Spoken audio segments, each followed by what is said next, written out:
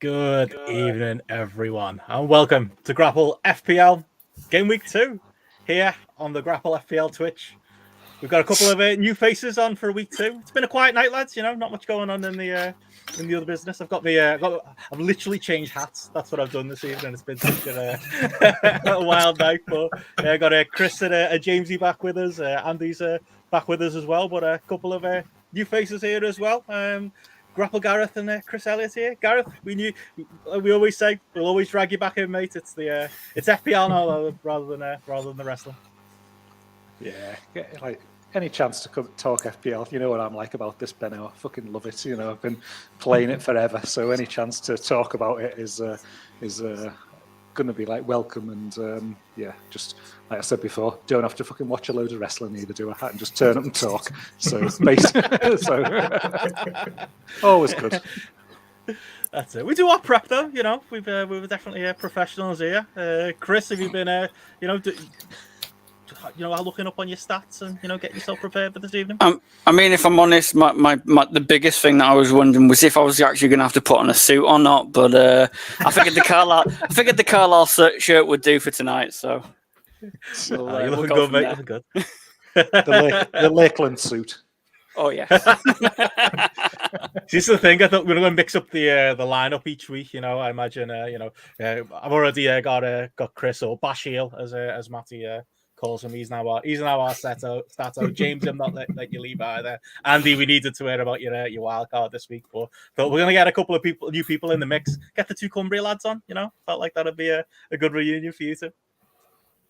It's always a good option, unless it's Chris Ridgway. Wouldn't show up anyway. Like Gareth on a Monday. What were you off on Monday doing? Alan Farrell's show or something like that, you know? What's going I on felt there? it. I felt cheated it. on But us. no, I felt like I was cheating on you, knowing that I was recording with Alan and you were doing Spotlight live at the same time. But at the end of the day, sit and talk about the Steiner brothers for a couple of hours, or I don't know what the hell you were probably talking about. I don't know, N1 Muta or something probably. I don't know. Kind of. Yeah. Cheeky It was bit a of lot. stardom. WWE now, mate.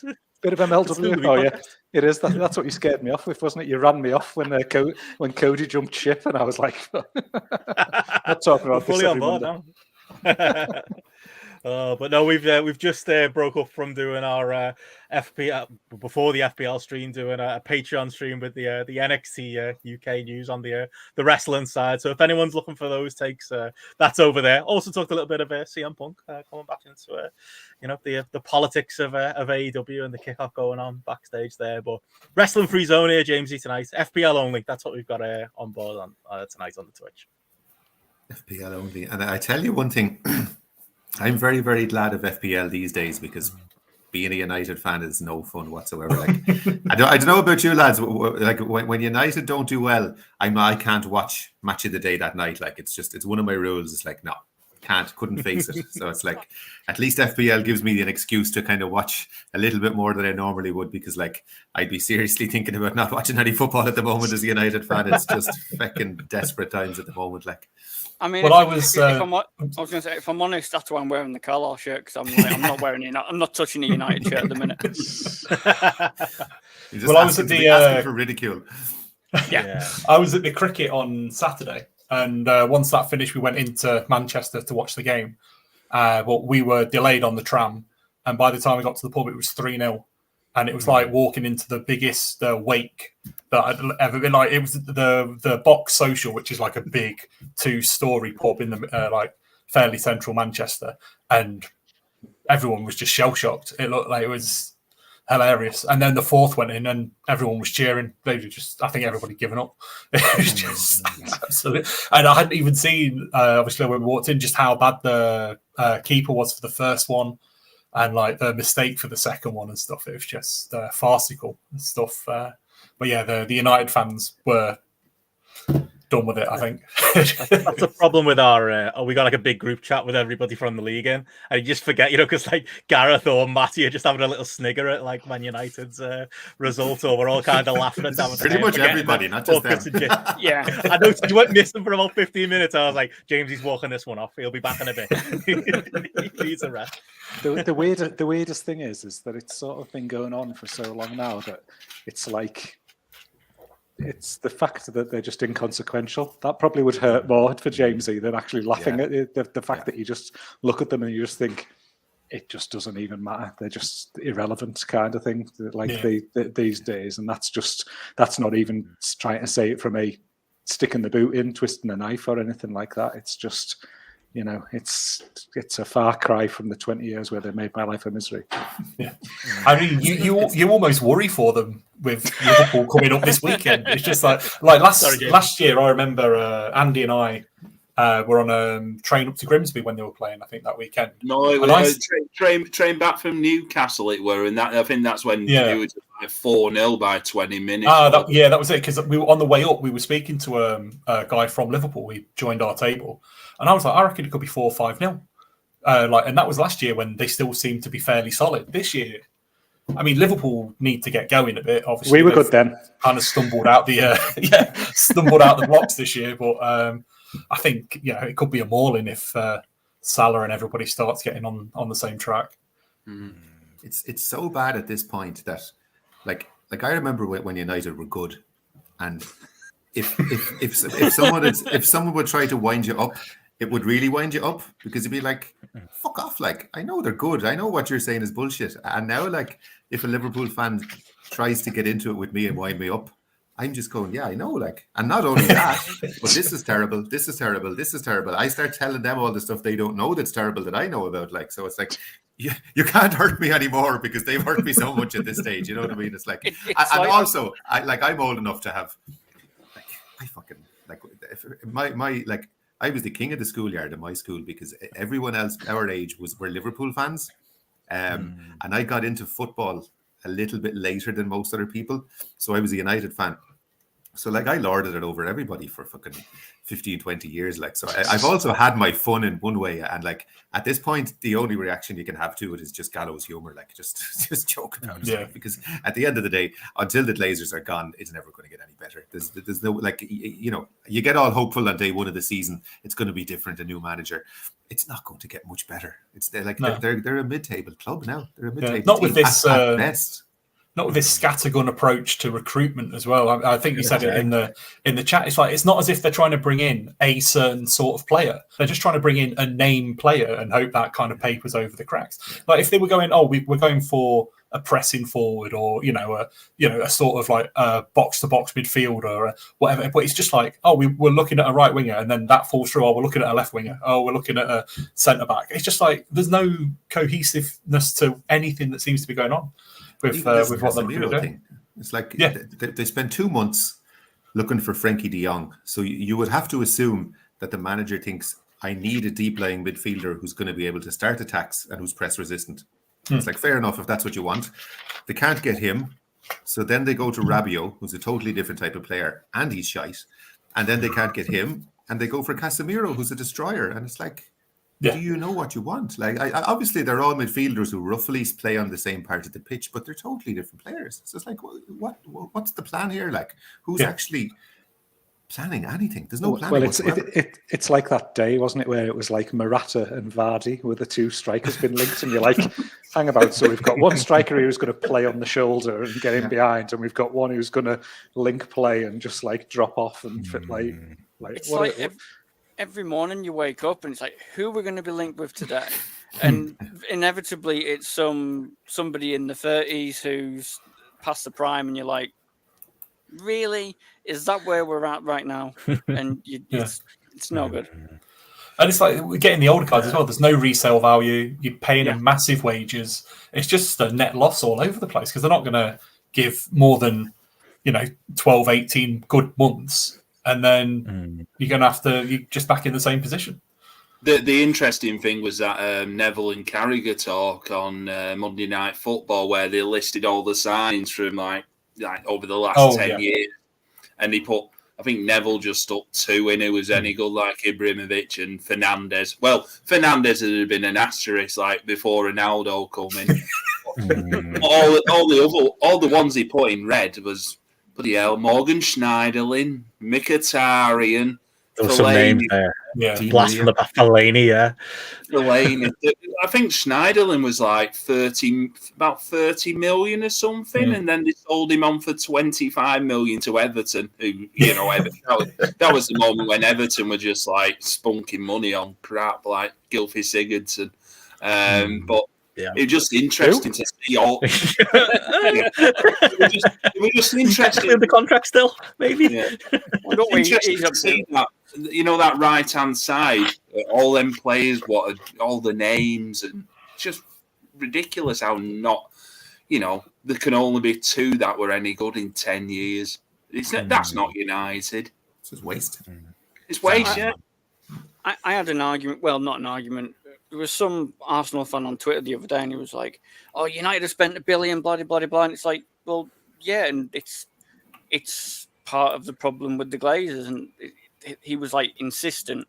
Oh, well, they've allowed you to spend £1 billion. It's like, well, they have, but not on the right players, not on in any way that's consistent, and especially when we're going from manager to manager to manager who's wanting different things, each one of them, and you're there left with, it's like Phil Jones is still there from when Ferguson was in charge, and there's players coming in, and it's literally either getting rid of them at a low price or they're ending the contracts, and we're getting nothing back out of it. What's your approach in FPL, lads? Is it just avoid in general? Like, are the times where recently where you've gone big? Did you go big on Ronaldo last year, Jamesy? Like, or it was just could you see the writing on the wall? I don't think I did. There was that game week where, wasn't it, Ronaldo and Lukaku both came into the game the same week. It was like the last week. It was around this time kind of last year. We're getting into the last week of the window, and the 2 of them came into the game, and it kind of blew the game up for a few weeks where everybody was trying to pick between the 2 of them because they were convinced they were both going to fill their boots. I think I might have gone to Ronaldo at the start and then came off him fairly quickly. And then I think there was a double game week where I got tempted again, and again he did nothing. I'd made that mistake. Yeah, but not this year. No way. I was just sad that it killed Bruno was an option. Bruno was like he was like 13 million or something last year. Wasn't he? Like he priced him so high, expecting him to kill it, and the day Ronaldo came in was the day he died as an FPL option. Yeah. Sorry, I'm just I'm just laughing at you, Benny. We're just quickly getting this back onto FPL chat, seeing as that we've been talking about real football for 10 minutes. None of that here. This is like it's like reverse grapple. It's like I'll just throw that in there just for Matty. Used to be an off topic for 40 minutes, yeah. But yeah, I was gonna say, like, I mean, obviously, yeah, we got you here, Gareth. Your debut on the FPL side of things. Have I got your permission, by the way, to have, I didn't really speak to you about like setting up these logos or anything like that, or calling it GRAPPL FPL. It's all right, right? It's okay.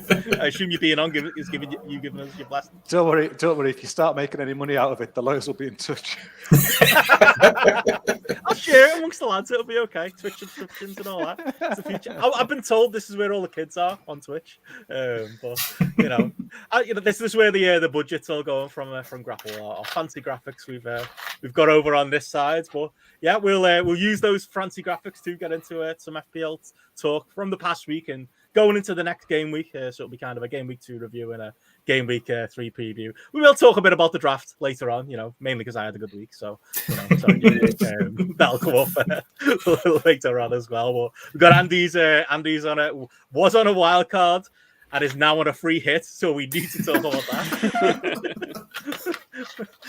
I think this is the only quote-unquote FPL podcast or FPL content out there where that might be true. I don't think anyone else is giving you that kind of advice, so it's why you're here, Andy, just to give us the inside track. But yeah, we'll have a look at last week first and go through all of that stuff. Obviously, I'll jump on first as far as having a fucking shit week last week. 47 points for me. Yeah, I mean, I'm paying the price here, I think, a bit for mainly for putting so many of my eggs in the basket of wanting premiums, really, for me. I think I've been trying to have Salah, Son, and Haaland was always going to be a risky strategy. Doing that with the big Liverpool defenders as well. It's really what's killing me these last 2 weeks is Spurs not paying off for me, specifically Son, and then those Liverpool defenders not working out either. So 47 in total, 1 for Ward at the back, 3 and 2 apiece for Trent and Robbo. Cancelo and Walker still been successes for me, 11 and 6 respectively from them. Ben White with the 1 point, Martinelli, who I'm glad I got on with the 8, Salah with 2. Bailey, I'm sure Gareth will be giving me grief about him with 1. Son with 2, although I am planning on keeping the faith with him going forward. And Haaland captain with only the 10 points. I think I've heard a couple of times this week. Only got the 7 points. Sorry, the 7 touches in that game over the weekend, and those 5 points tell the tale. But yeah, for me, bad week in general. Bad week to be a Son owner. Bad week to be an owner of Liverpool defenders, and a really bad week after my gloating last week to be going without Jesus. I think I've learned the error of my ways this week, lads.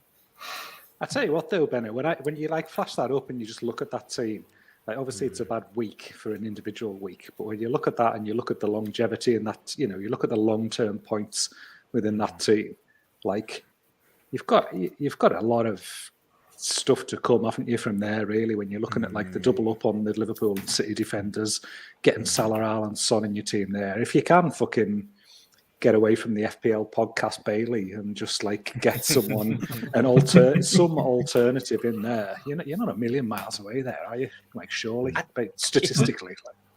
Well, that's it. Well, like Andy within our group chat, like Andy's said to me, I think at some point this week, like, you need to do a wild card. And I was like, listen, you can't do a wild card every week. And I was dead defensive. And then as the days have gone on, I'm a bit like, maybe. But I know I won't this week. Like this week, but because that's the thing, it's like, I think I'd stand by the fact that, Son's a great pick. He's just had 2 poor weeks. Trent and Robbo might be a bit of discussion, specifically with Robbo as we go on the podcast. But Son especially got a great fixture coming up this week. A great run of fixtures. In general, he's going to be a great captaincy option, I think. So I'll be talking about that.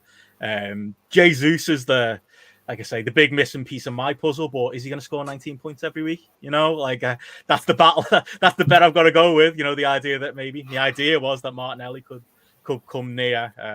But yeah, I can't lie. I've got an eye on a wild card. Don't think it'll be this week. Might not even be next week. I think I'm in a position right now where I'm thinking I'll see how it goes. I want to get more information. I want to know about some of these fringe players, who's going to be playing, what Liverpool look like on Monday against Man United. A couple of things like that. Bit more info, and then I think I'm pulling the trigger. Not quite as early as you, Andy, but it might be coming.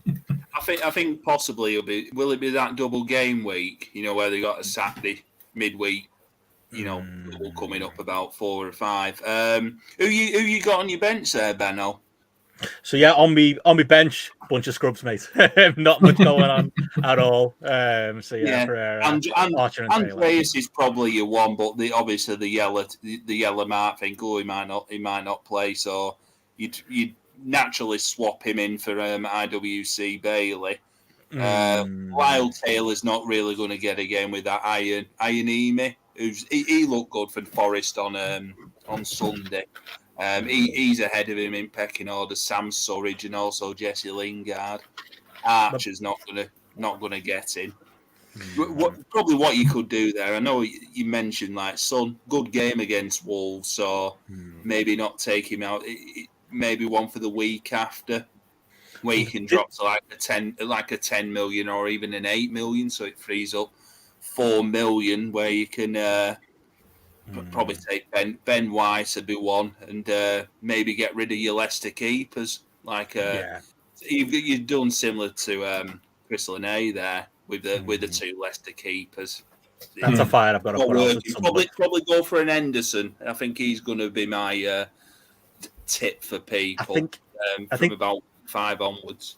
I think the trap I've fell into, I don't know if you'll agree, Chris, is I think I've kind of, my grand idea was I've got a lot of money in some big money players, and when I'm stuck, I can just take money out of those players and upgrade a Bailey, or upgrade that bench, or sort that Leicester keeper situation. But when it actually comes to it, there's none of them actually got a downgrade right now, so I'm stuck with Bailey at 4.9 million. The price dropped this week as well, and there's nobody in that price range that I'm after. Yeah, that price drop on Bailey's kind of killed it if you didn't have any money in the bank going into the season. At the stage now where I think we can conclusively say the Ward and Iverson double hasn't really paid off in the way that I was hoping, because I wasn't so much worrying about getting the points from them, but I was hoping at least one of them would go up in price. And there's been no movement really on either of those. I was at least hoping that Ward would be up to a 4.2 or something by now, so that when we did hit the wild card in a couple of weeks, you've got obviously the extra cash. But I'm not too worried this week with the Leicester keeper. Next week, I have got my eye on perhaps switching him out for Raya. But we'll see at that point, because there's a few things in my head at the minute where I'm thinking about, do I need to try and keep 2 transfers for game week 5, because that's the short week where they're playing Tuesday and Wednesdays, so there'll be changes there. Haaland will probably be, I think Haaland will be rested that week, and they'll play Alvarez because it's they're at home to Forest, which will be a fairly easy game, so they can easily switch Haaland out for that one, have Alvarez play up top instead. So you might be able to get out of that position in that week. Maybe. I've seen some crazy people this week being like, oh, maybe I'll do the hokey cokey with Haaland and Kane, get Kane in for that Wolves fixture. Braver men than me. I mean, because obviously going into the season, everybody was thinking, oh, Haaland week 1, Kane week 1, Haaland week 2 is the obvious strategy, and then it turned out to be completely opposite. It was Haaland week 1 and Kane week 2 would have been the benefit for everybody. But it's a difficult one. I wouldn't want to keep on switching Haaland and Kane out. But obviously it's a lot of money to have in the team for somebody that might not play a game. So, but I guess that's always the issue with any City player, isn't it? Barring the defenders. Well. It's going to be an interesting one, because we've got no track record with it as well, and it depends how what's been said to Haaland and how adamant he is as a player. And this is one of the things that I'm always wary of with FPL. When it's a new person to the league and you've got no kind of history to go off, then you are like shooting blind. And you get someone like Salah who's adamant he plays all the time when he's fit and he's in every game. He's fuming when he gets substituted and stuff. Potentially Haaland might have that same relationship, and potentially Guardiola might bow to him a little bit more and just be like, a game like Forest, he might know that it's good for his confidence if he hauls that week. So that's it. If he hasn't scored, you just don't know, do you? That's the thing. Yeah, if he doesn't score in the sub appearance, I was going to say, he comes on when they're 3-0 up and he comes on for 20 minutes. He could end up with 2 goals and an assist or something mad like that as well. Like City often score a lot of late goals against teams because teams are so exhausted by you having to chase them for the whole match. Like, so even Haaland coming on at 20 minutes at the end of a game, that's not to say he won't get lots and lots of points from that. The most encouraging thing for me, and I've got your team up on the screen here, Chris, as a Haaland captain as well, is how fuming Pep was about the fact that Foden didn't pass to him, like when he had that chance. Like, and I know again, people keep drumming it over the head. 7 touches, and we were all watching the game. Our chat was going, or you were mentioning, Gareth. They were playing like the City of old. It was like Haaland was barely on the pitch at times. They were just the other 10 players were playing their own game, and he didn't seem to be involved. But very different message, I think, from the manager on that. I think Foden got pulled off the pitch literally for that reason. It seems to be because he didn't make that pass, and just in general, Pep talking about we need to get the ball to him, and he's going to score our goals. Yeah. They said Kevin De Bruyne said he's not quite getting how the defenses work in the Premier League yet, and like he's expecting the ball in a different position to what the City way is, sort of thing.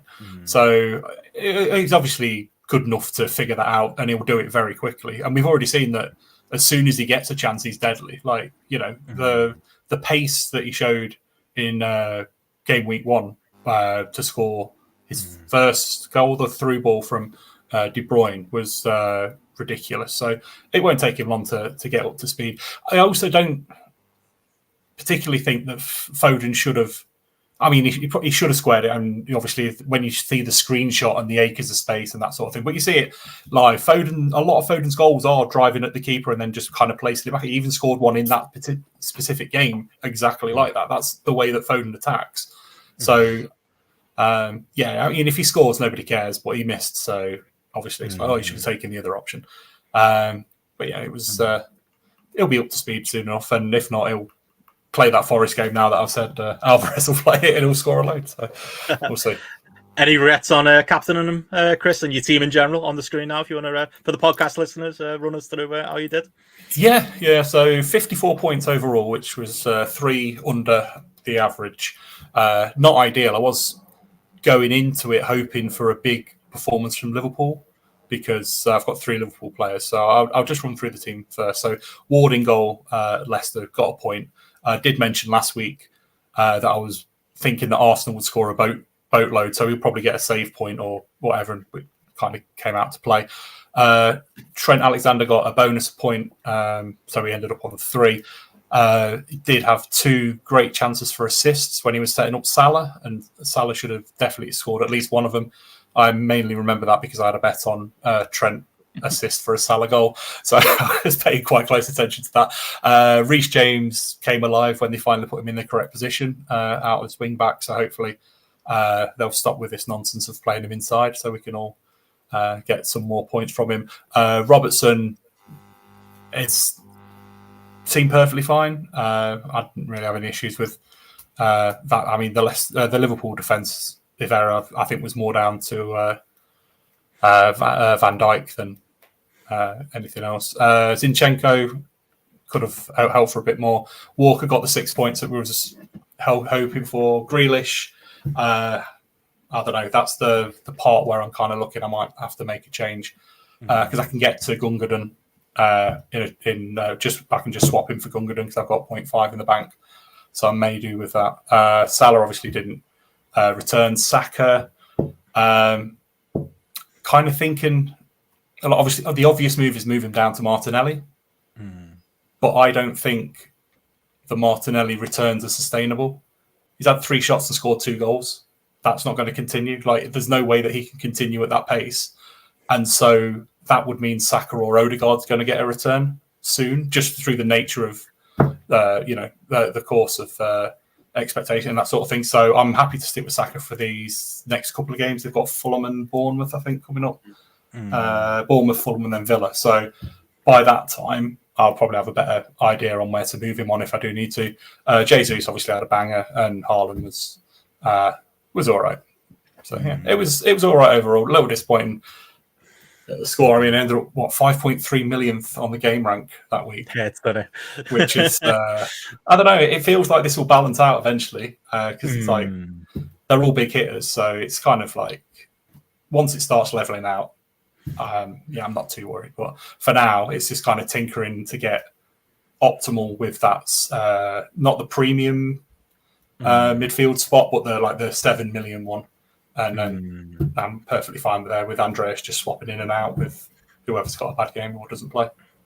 Yeah, I think that's fair. I think that I've heard that a couple of times across like the FPL podcast this week. I think a lot of talk of like we've all kind of got the same main players. There isn't much variance across that. It's your other 5 players, in your squad. They're the ones that are gonna make a difference. That's where you can be different. And yeah, I'm with you. I think a Saka is one where that's got to come with at some point. It's kind of like the situation I'm in. Like I've seen a lot of talk about Gross, and I was half considering bringing Gross in, but like as he already, he's had 2 good games. That's probably his 2 good games for the season. You know what I mean? Like, you'd think so. I mean, he's playing the new IWC pick now. Yeah, he's playing in a slightly more advanced position this year. But now that Mopay's not going, because he was obviously like the thought was he's going from Brighton to Forest, but Forest are now signed Morgan White Gibbs, whichever combination of words his name is. Like Mopay will stay, which will probably push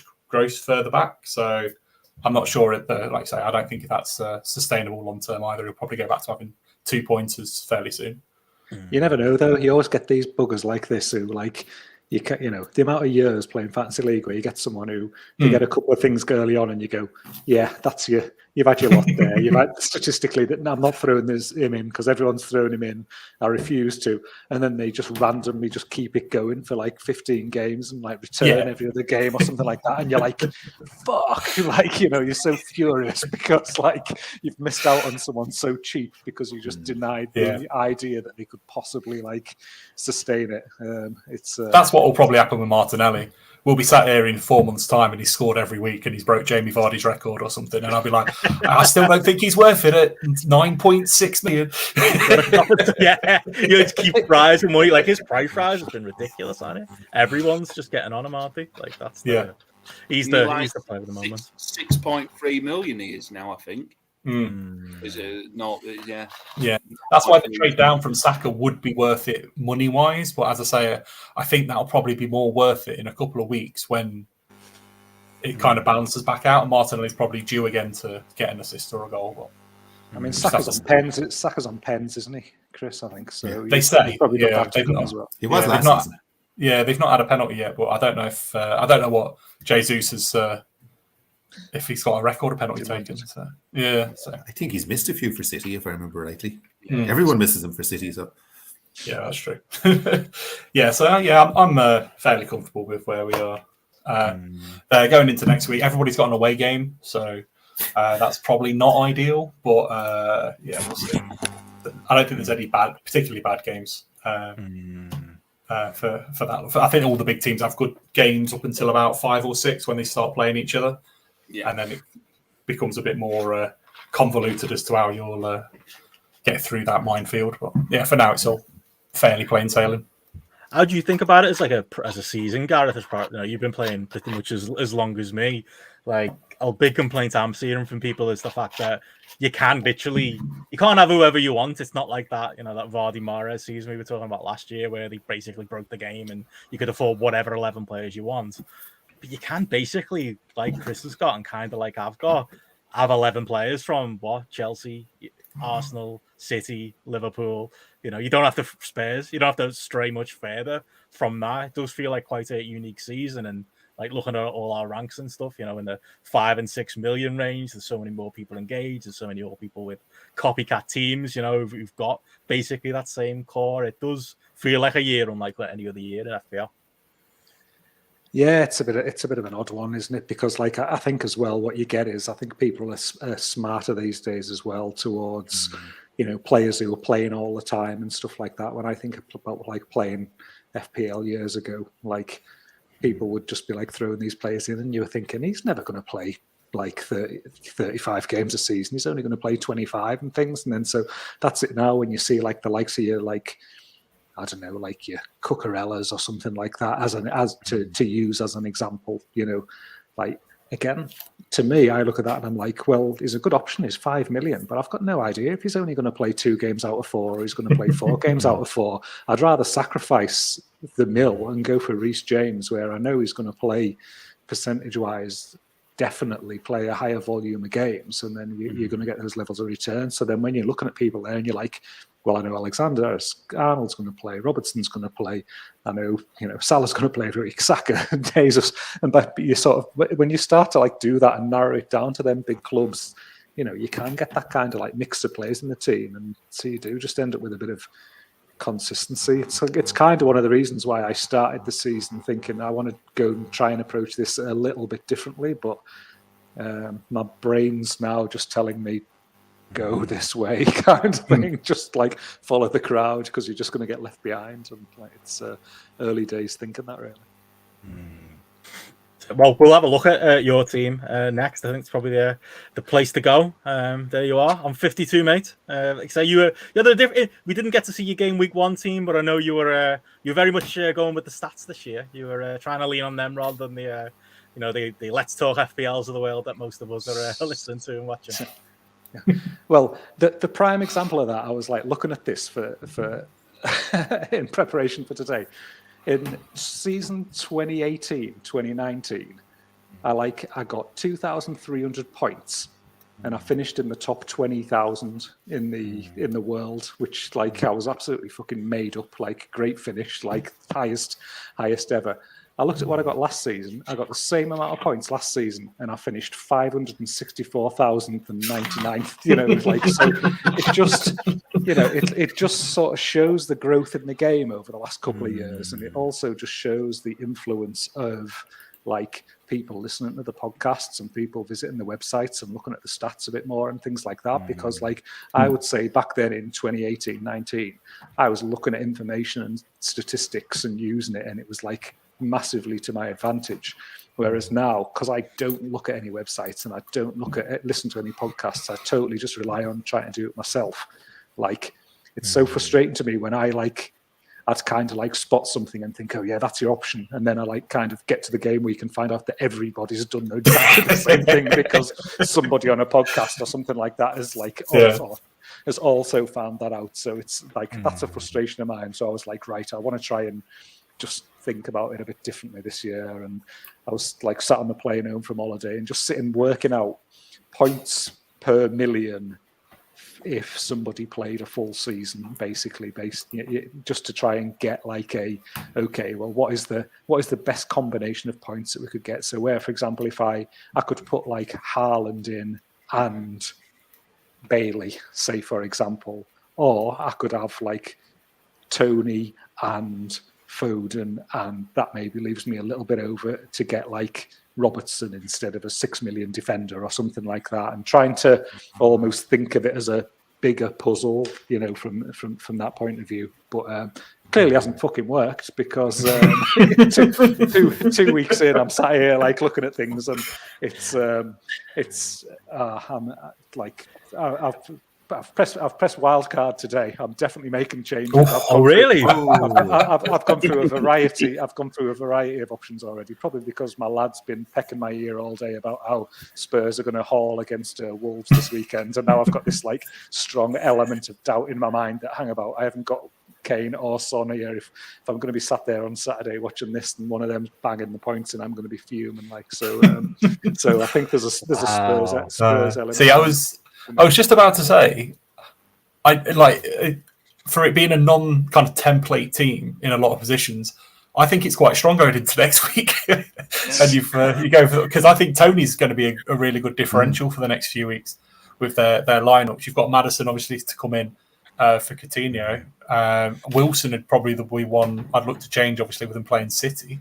You could maybe go to Rodrigo from Leeds or something from there. But with that, I don't think that's much of a change on the price point there. But yeah, it's interesting that you're thinking that you get a wild card out of that, because I think it's a fairly well balanced team with a couple of good alternatives. I think the thing for me here is that like I definitely like you look at things and like I've just made some bad decisions. Like when I look at the day before, like literally the day before the season started or the day of, I was like tossing a coin between Lloris and Ederson. I was tossing a coin between Callum Wilson and Jesus, and then there was one other here that I was tossing a coin, and basically the three that I've picked, I've gone the wrong way. Gone the other way. All three of them, and like I literally went, I'll give Wilson game week 1 because he's at home to Forest. He could bang a hat trick in. I've always got a lot of faith in Wilson, and then like I thought I'll transfer to Jesus game week 3. And that was my plan. And then, like, I thought, there's no way he's going to like haul away, like in that Leicester game, you know. And he does, kind of thing. You know, you look at Liverpool there. You go Alexander and Robertson. You're playing Fulham and Palace.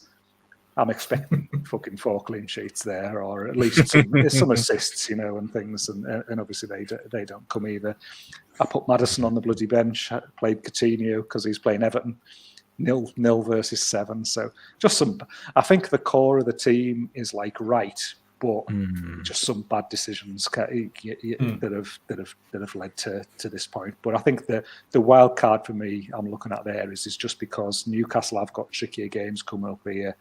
Yeah. So I love Trippier, but I'm not keen on him for the next month, probably. I think same for Callum Wilson. Coutinho's obviously a doubt, but I want to get shot of him anyway, sort of thing. So it kind of makes sense. And with the 3 wild cards this year, you know, normally I would refuse to play one before week 5 or 6, but now I'm a bit like, it kind of doesn't matter really, does it? Yeah.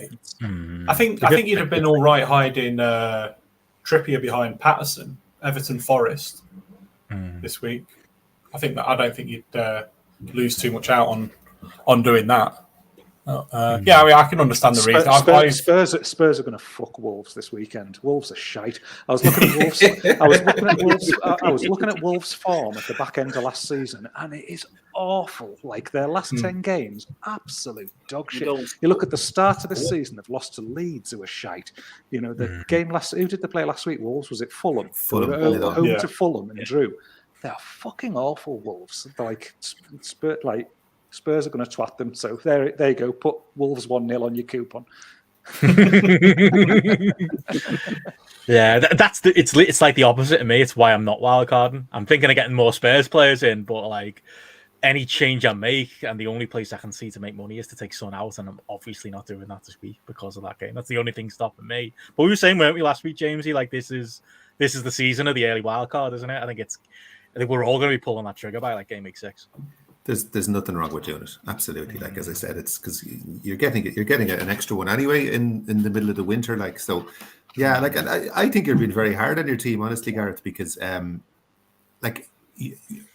what you've done is nearly given yourself one strong substitute, and even if you altered that with a -4, I think you'd be back on track very, very quickly. Like if you took out Coutinho and put him down to a jobber midfielder, a 4.5, but the cheapest midfielder you could find in the game, and even upgrade Wilson to one of the more premium strikers, you're kind of almost with the template anyway. You know what I mean? And I don't think going against the template for a few weeks, knowing you have a wild card in the back pocket, was a bad tactic anyway. You know what I mean? Because if you're ever going to take a chance, do it in week 1 and 2 when you've got 36 more weeks to catch up anyway. You know what I mean? So if you were going to have a go, this is the season to go a bit different at the start.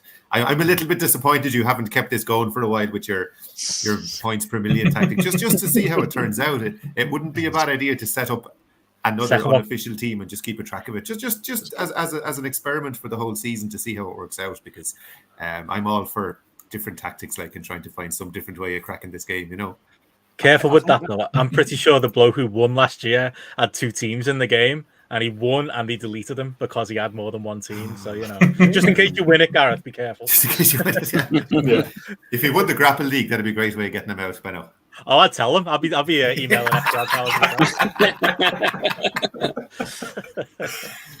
But no, I think look. Well, but if you're feeling brave, Gareth, when we get to transfers and captains stuff later, if you want to send me a screenshot of what you've got so far for your wild cards, we'd be happy to pick it apart, mate. Or help. One of the two. Or if you can get FPL.team up, you can just edit it on there. I mean, I've already played it. So can you not unplay it? I don't know if you can take those back. I think you could play it. I know, maybe you can't once you start making transfers. Yeah. It hurts then, unfortunately. Yeah, that's the issue I had when I was hacked. But yeah, we'll look forward to seeing Garrett's wildcard team when we get to it. But let's have a look at you next, Jamesy. King of the game week, 79. Still looking at that team name and I'm disgusted with myself. The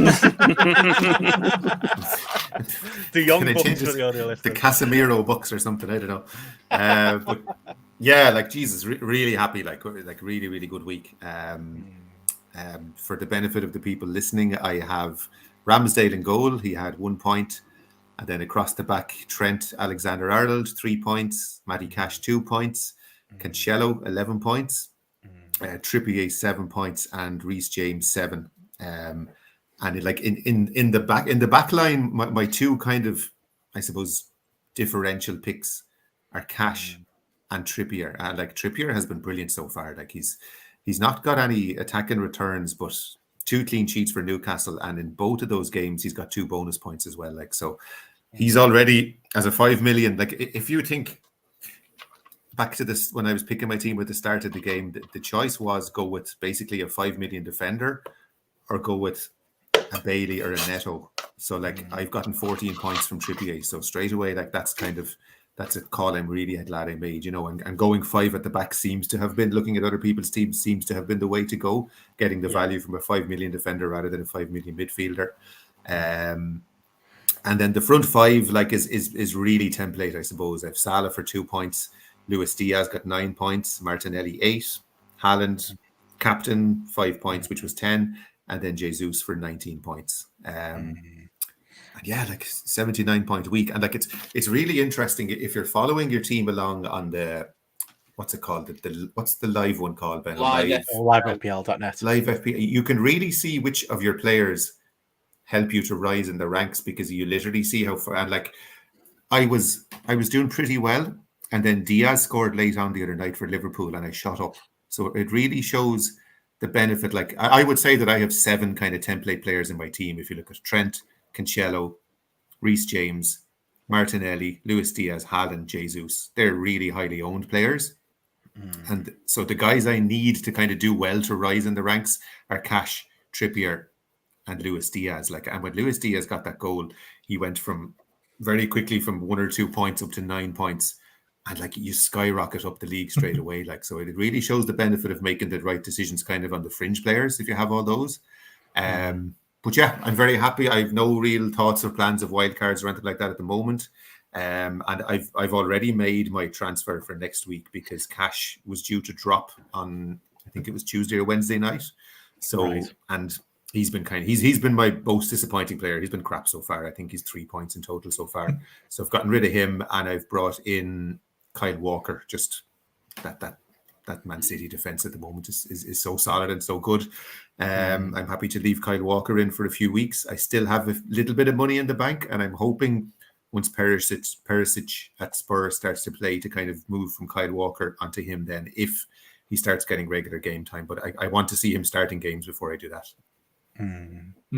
I think if you can time that Perisic start date right, because I think a lot of people will wait until he's played a week and then bring him in. But I think if you can get in that week early, you might get a good jump of 4 or 5 points on people from when he comes in. You were very close to discussing EO then, James. I hope you're aware of EO for dummies, I would say. EO for dummies. That's me teaching myself without realizing it. What EO is. Exactly. It's like when JP didn't know he was discussing XG without saying the exact terminology. Yeah, exactly. But no, you obviously. I think that the big thing has been the decision between Robertson and Diaz, and I went Robertson. You've gone Diaz, and obviously the early part of the game so far, it's leaning towards Diaz. And I mean, he didn't do a lot in that game. No.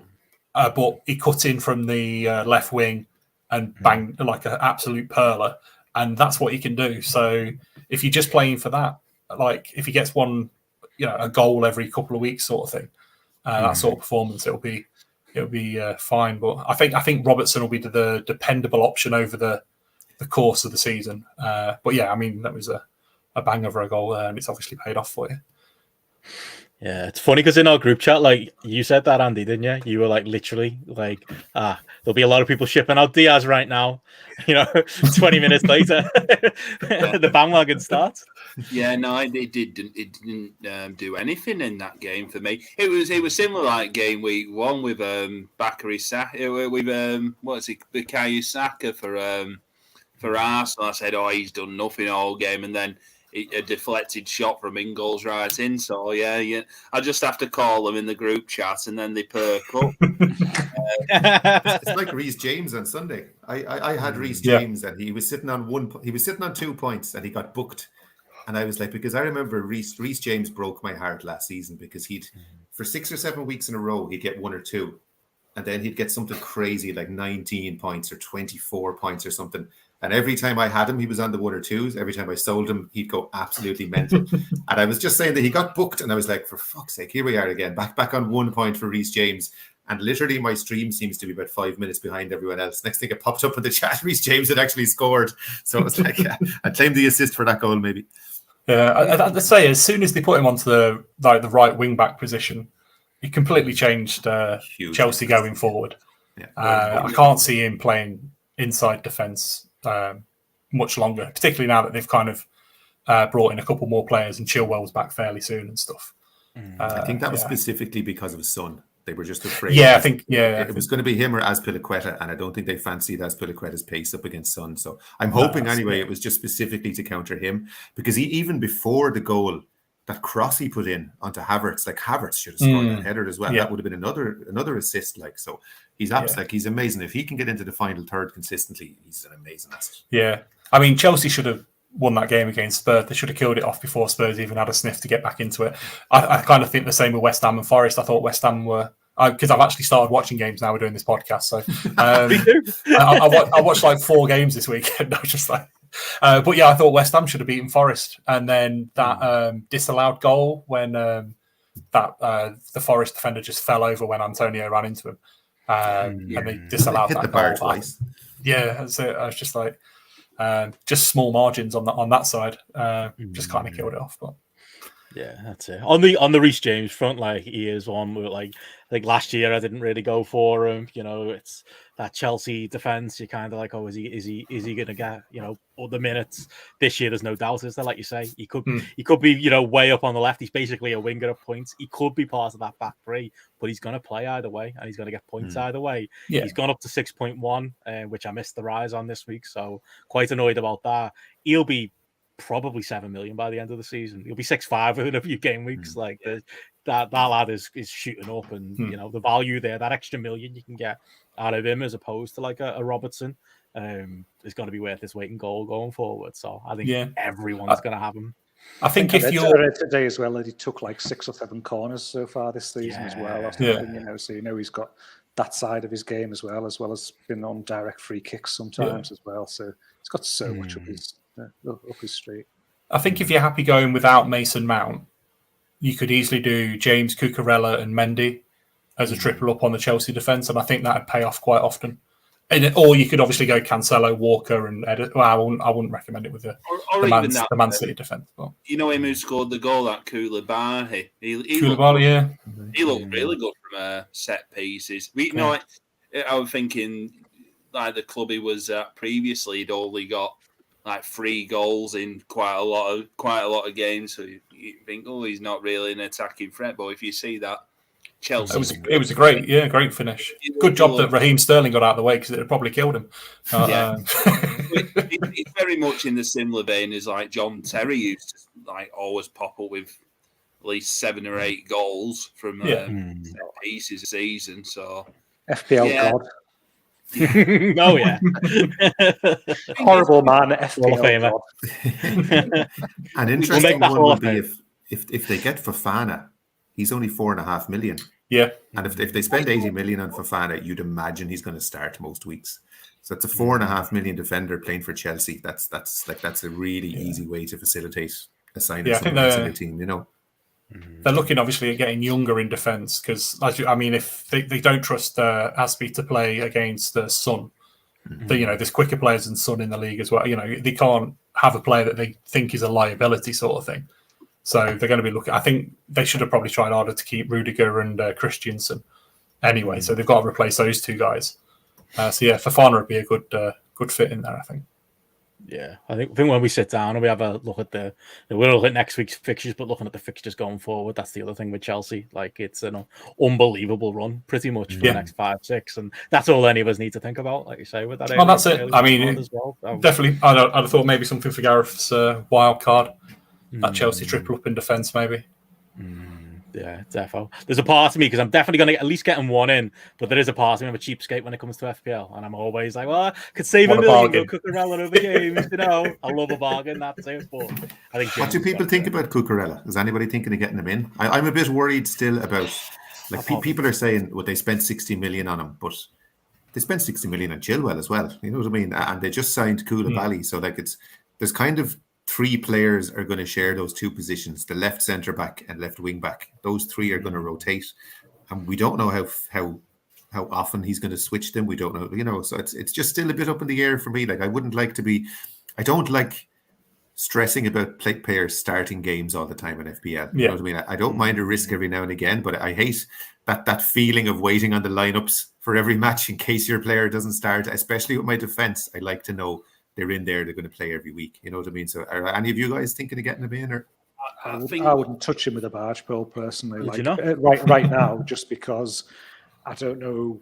Again, that history isn't there. Chilwell was a big player for him, like previously. So you think he's got to get game time, that lad. And then if obviously Cucurella spent a lot of last time playing as the left side of a back 3 at Brighton, so playing more defensively rather than in that attacking wing back role as well. So again, you don't know, is he someone who's not going to get those same forward returns? For me, he's someone who I'd want to wait. I'd want to give it 6 weeks, 8 weeks until I know how he's going to use him and how regularly he's going to use him personally. He's one where, talk about players always want, I need another week or two's worth of information. Is he nailed that he's going to be taking those set pieces? Is he going to be playing going forward? Yeah, before I make that move. But no, what last thing I was going to ask James before we have a look at Chris's team?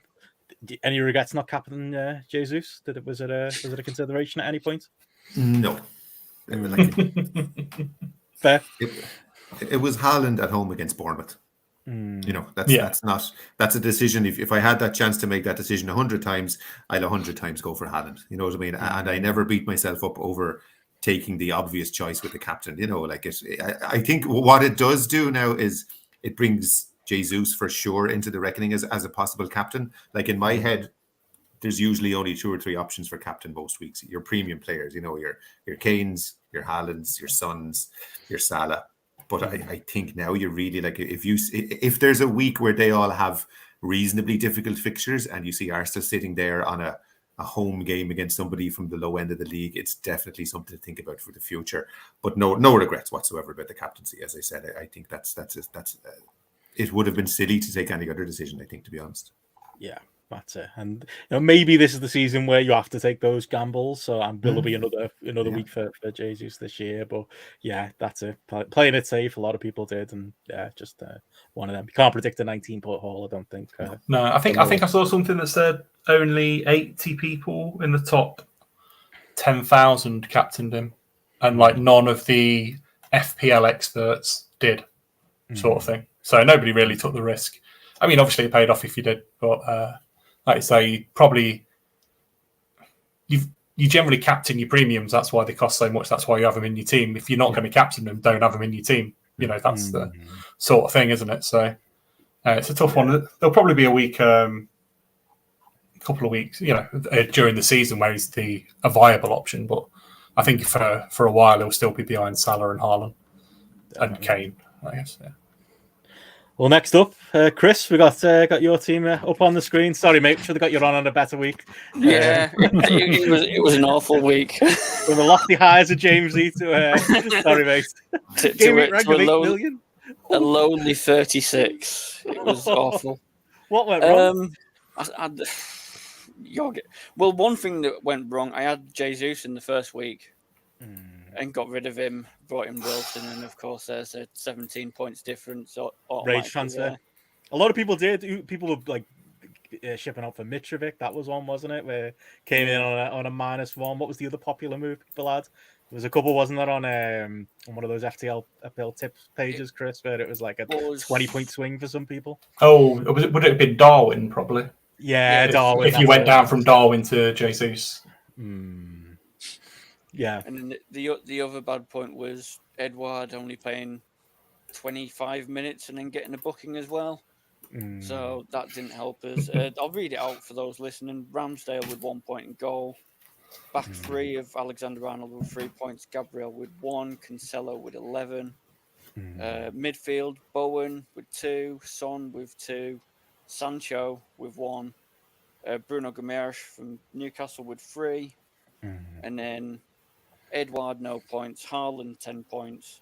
Wilson, 2 points.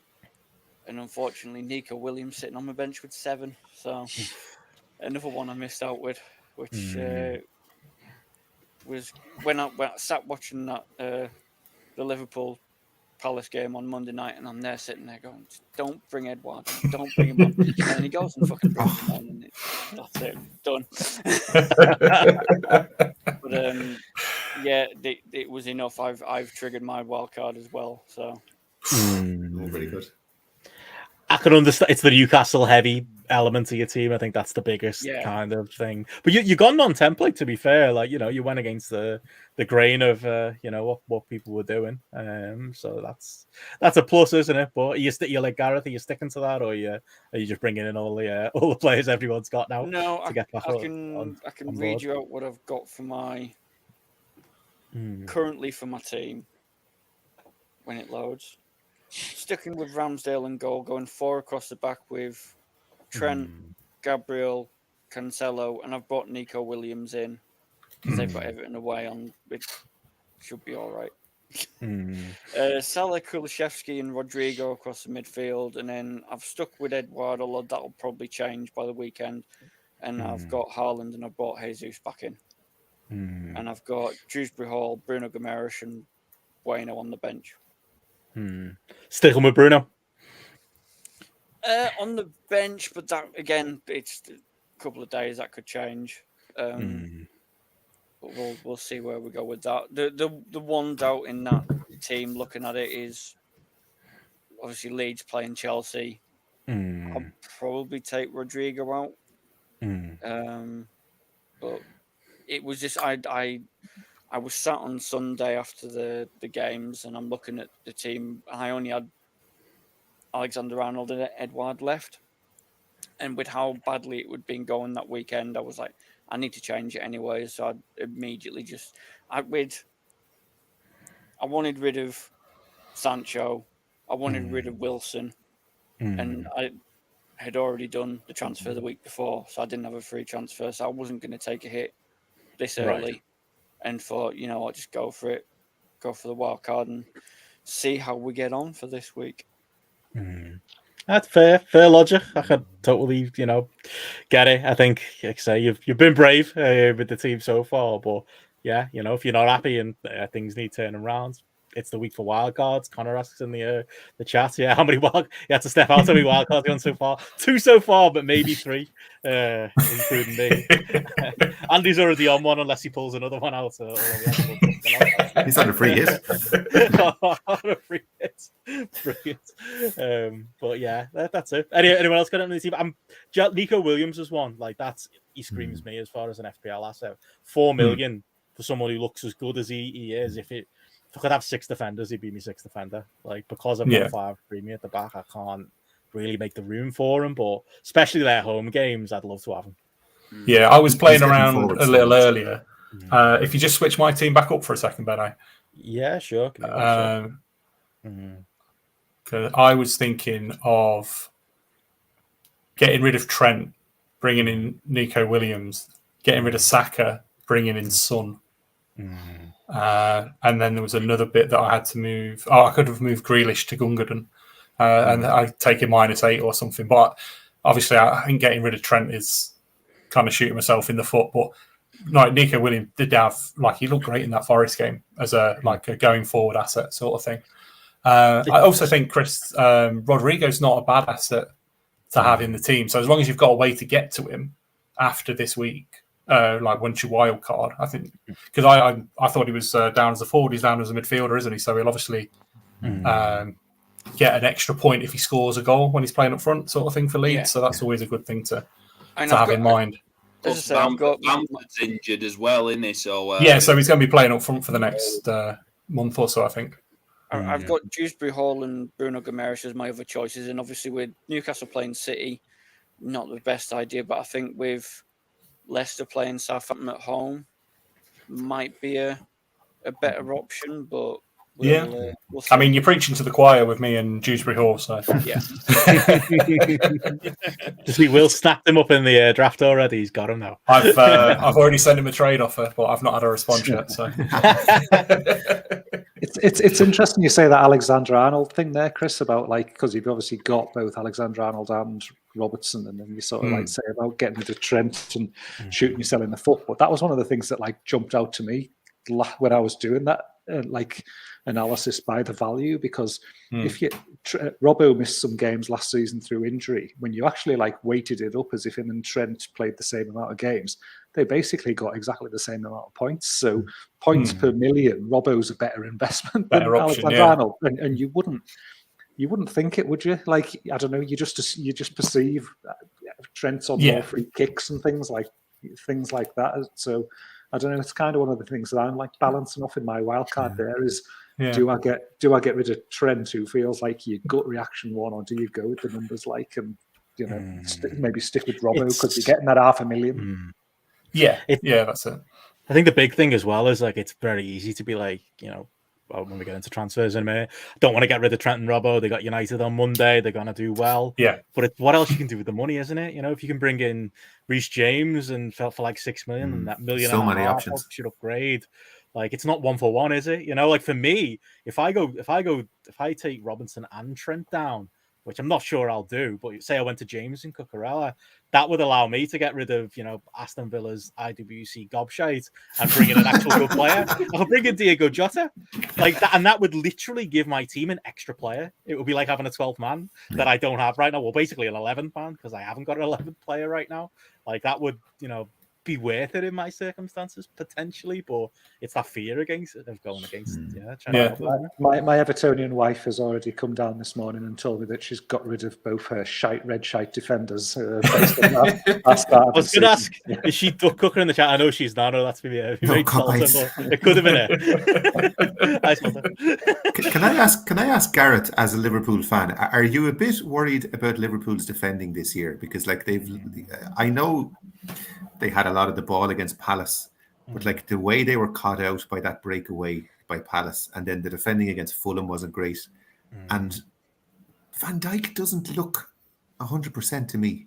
And somebody in the chat when we were doing this last week made a very good point that when Van Dijk doesn't play well, or when Van Dijk is a little bit off, the entire Liverpool defence starts to look not as good as it usually is. And is there a bit of a worry about them defensively? Because, as you said, Benno, my problem in the draft at the moment is I have double Liverpool. I've got Alisson and I've got Trent. Now, obviously, I'm not going to sell them in the draft, but they're two of my top three picks that I took, and I was kind of thinking they'll be getting me points every week, and they're getting me nothing so far. You know what I mean? And I'm just starting to wonder, if I did have double Liverpool defence in the fantasy game, would I be thinking about taking one of them out?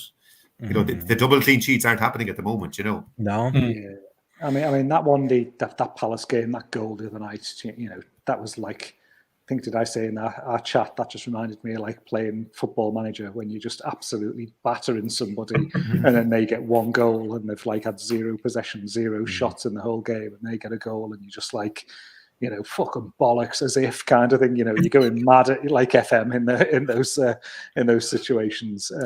I think I'm not overly concerned about Liverpool's defence going forward. I think it's more like making sure they've got the right midfield in front of it, because I think that's an underrated part of it when it comes obviously, like, people will talk about, like, you know, Nat Phillips playing the other day, and like people will like hold that up as an excuse and things like that. But I think when they like fuck around with the midfield structure in front of it, I think that's when like Liverpool can get a bit more exposed at the back. And I think I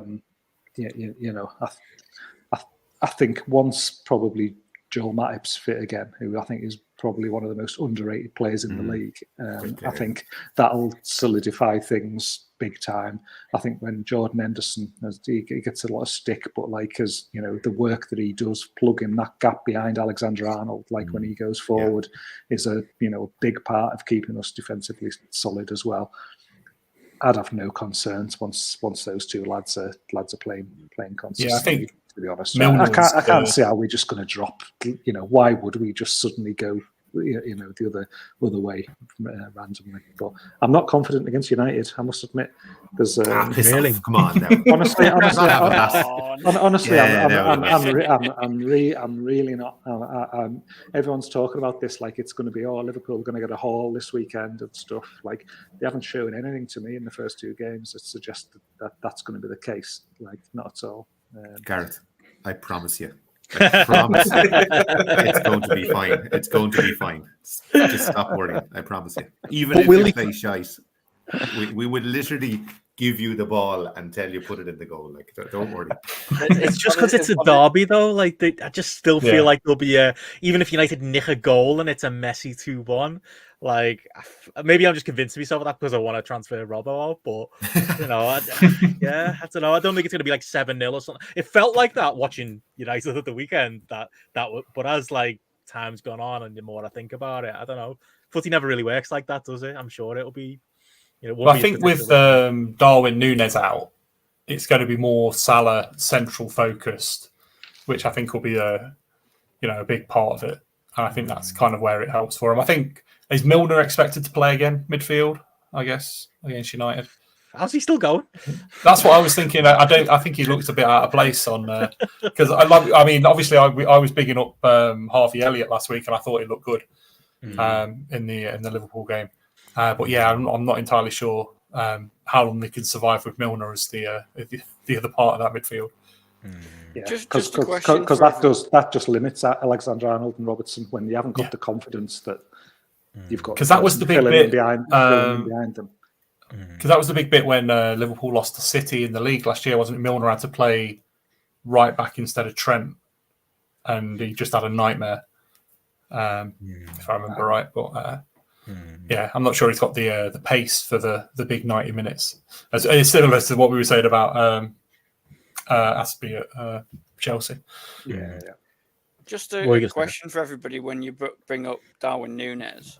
Obviously, he's going to have a 3-game ban or however long he's going to be out for. But with the knowledge that he can be easily wound up, where does everybody sit on bringing him in once he comes back? Because defenders are now going to know you keep at him and you keep at him, he's going to react. Like Cantona. Yes. To be honest, Chris, there's probably 3 or 4 better options than actually bringing Darwin into your team. You've got Haaland, Jesus. Hang on, I made an offer to get him out of your draft team, Andy, and you turned me down. I know I offered storage, but there's no other strikers available, and I just want to keep. Well, he's half decent in it. He's not storage. Is the main thing.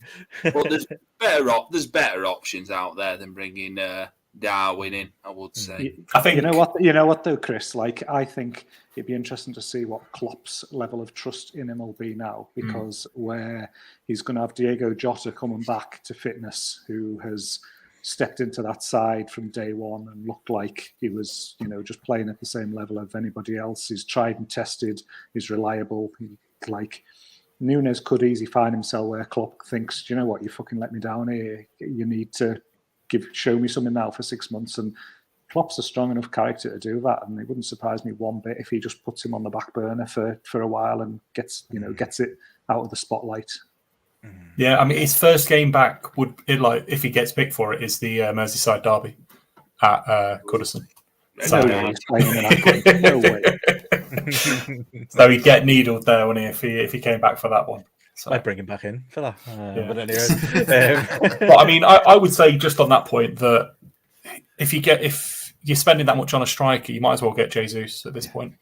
Save $1 million. Yeah. Well, we got your team up finally, Andy. We've been a lot of talk of wild cards and such and chips. You are now this podcast, Mr. Chips. That's your nickname now, Mr. Chips. This was your wild card teammate. Hey, it worked out well for you. Only 6 behind Jamesy, so near the top of the pile for this week. Can't argue too much. No, I think on Saturday's games I were like, bloody hell, I've done well here, and then Sunday, Monday games with Bowen and Salah and what have you. It's like not so good, but let's go through who I had. So Edison I stuck in for Alisson. Edison, you know, you're getting your 6 points from him. He had a pretty easy game against Bournemouth. Alexander-Arnold, as we've said, he had a couple of good chances going forward, but Liverpool's defence, he played too high up the pitch, and once the ball got behind him at the centre, like the centre circle, Palace are a dangerous team going forward. It's just like some rapid players. Wilfred Zaha, I mentioned him last week. Possibly one to keep an eye on for week 4 or 5. He's definitely one you should stick in at 7 million. Zinchenko, Arsenal leakier than attack, but they'll score plenty going forward. Not unhappy with him because he got a good return in week 1. Cancelo, 11 points. He's one who I stuck in on my wild card. And because originally I was going to have, I think, Diaz and James, and then last Friday I changed my mind again. So I thought, I'll stick Cancelo and Trippier in. And I think it worked out better, even though Reece James scored on the Sunday. Yeah, he's got similar points to Trippier, so happy with that. Martinelli, as we've discussed, he's doing very well for a £6 million midfielder going forward. Jack Harrison's the one, I think, doing well for me. He's got an assist both games, but his issue, he's been booked twice now, so he's going to be on a one-game ban soon enough. Salah, yeah, every fucker's got him, so he just cancels each other out, doesn't it? Jared Bowen, I'm getting rid of him. He's last season's boy. Yeah, so I put him in this week thinking, against Nottingham Forest, he might get 1 or 2, might turn up. I don't think he had a touch of the ball, totally went missing. I think it would either like Ben Rama or Fornells, who had more chances on goal for West Ham. So Haaland, I think we all expected him to, knee deep in goals, and all he got were an assist. But 10 points isn't too bad, I would say, for a return. Jesus, I'm happy I stuck with him. It was originally I were putting Nunes I were actually going to put in, and then I thought he did all right in that game the first week of the season, and they had a pretty easy fixture against Bournemouth, so keep him in. It's paid off at 19 points. One I'm probably a bit disappointed, I didn't put in now is that Nico Williams. He were excellent against West Ham going forward, and assist-wise, he could be good. But it's like where else could I fit him in on game week 2?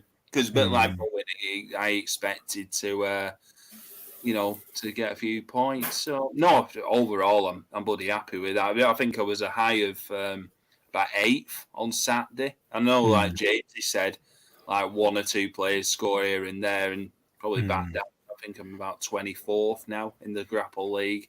But that week before I was like 60th place. So, wow, I'm like a pig in shit at the moment with that. It's crazy. It's crazy that you got over 70 points and you're not even in the top million for the game week. I know. It's like just so many high scores at the minute. You're just like 70's like usually a quite high watermark for the for the week, and it's barely even top eighth of the game. I think there's like 9 million people playing. So I think about 770,000, but yeah, to get 2 weeks running above the average, I'm really that's the happy. thing.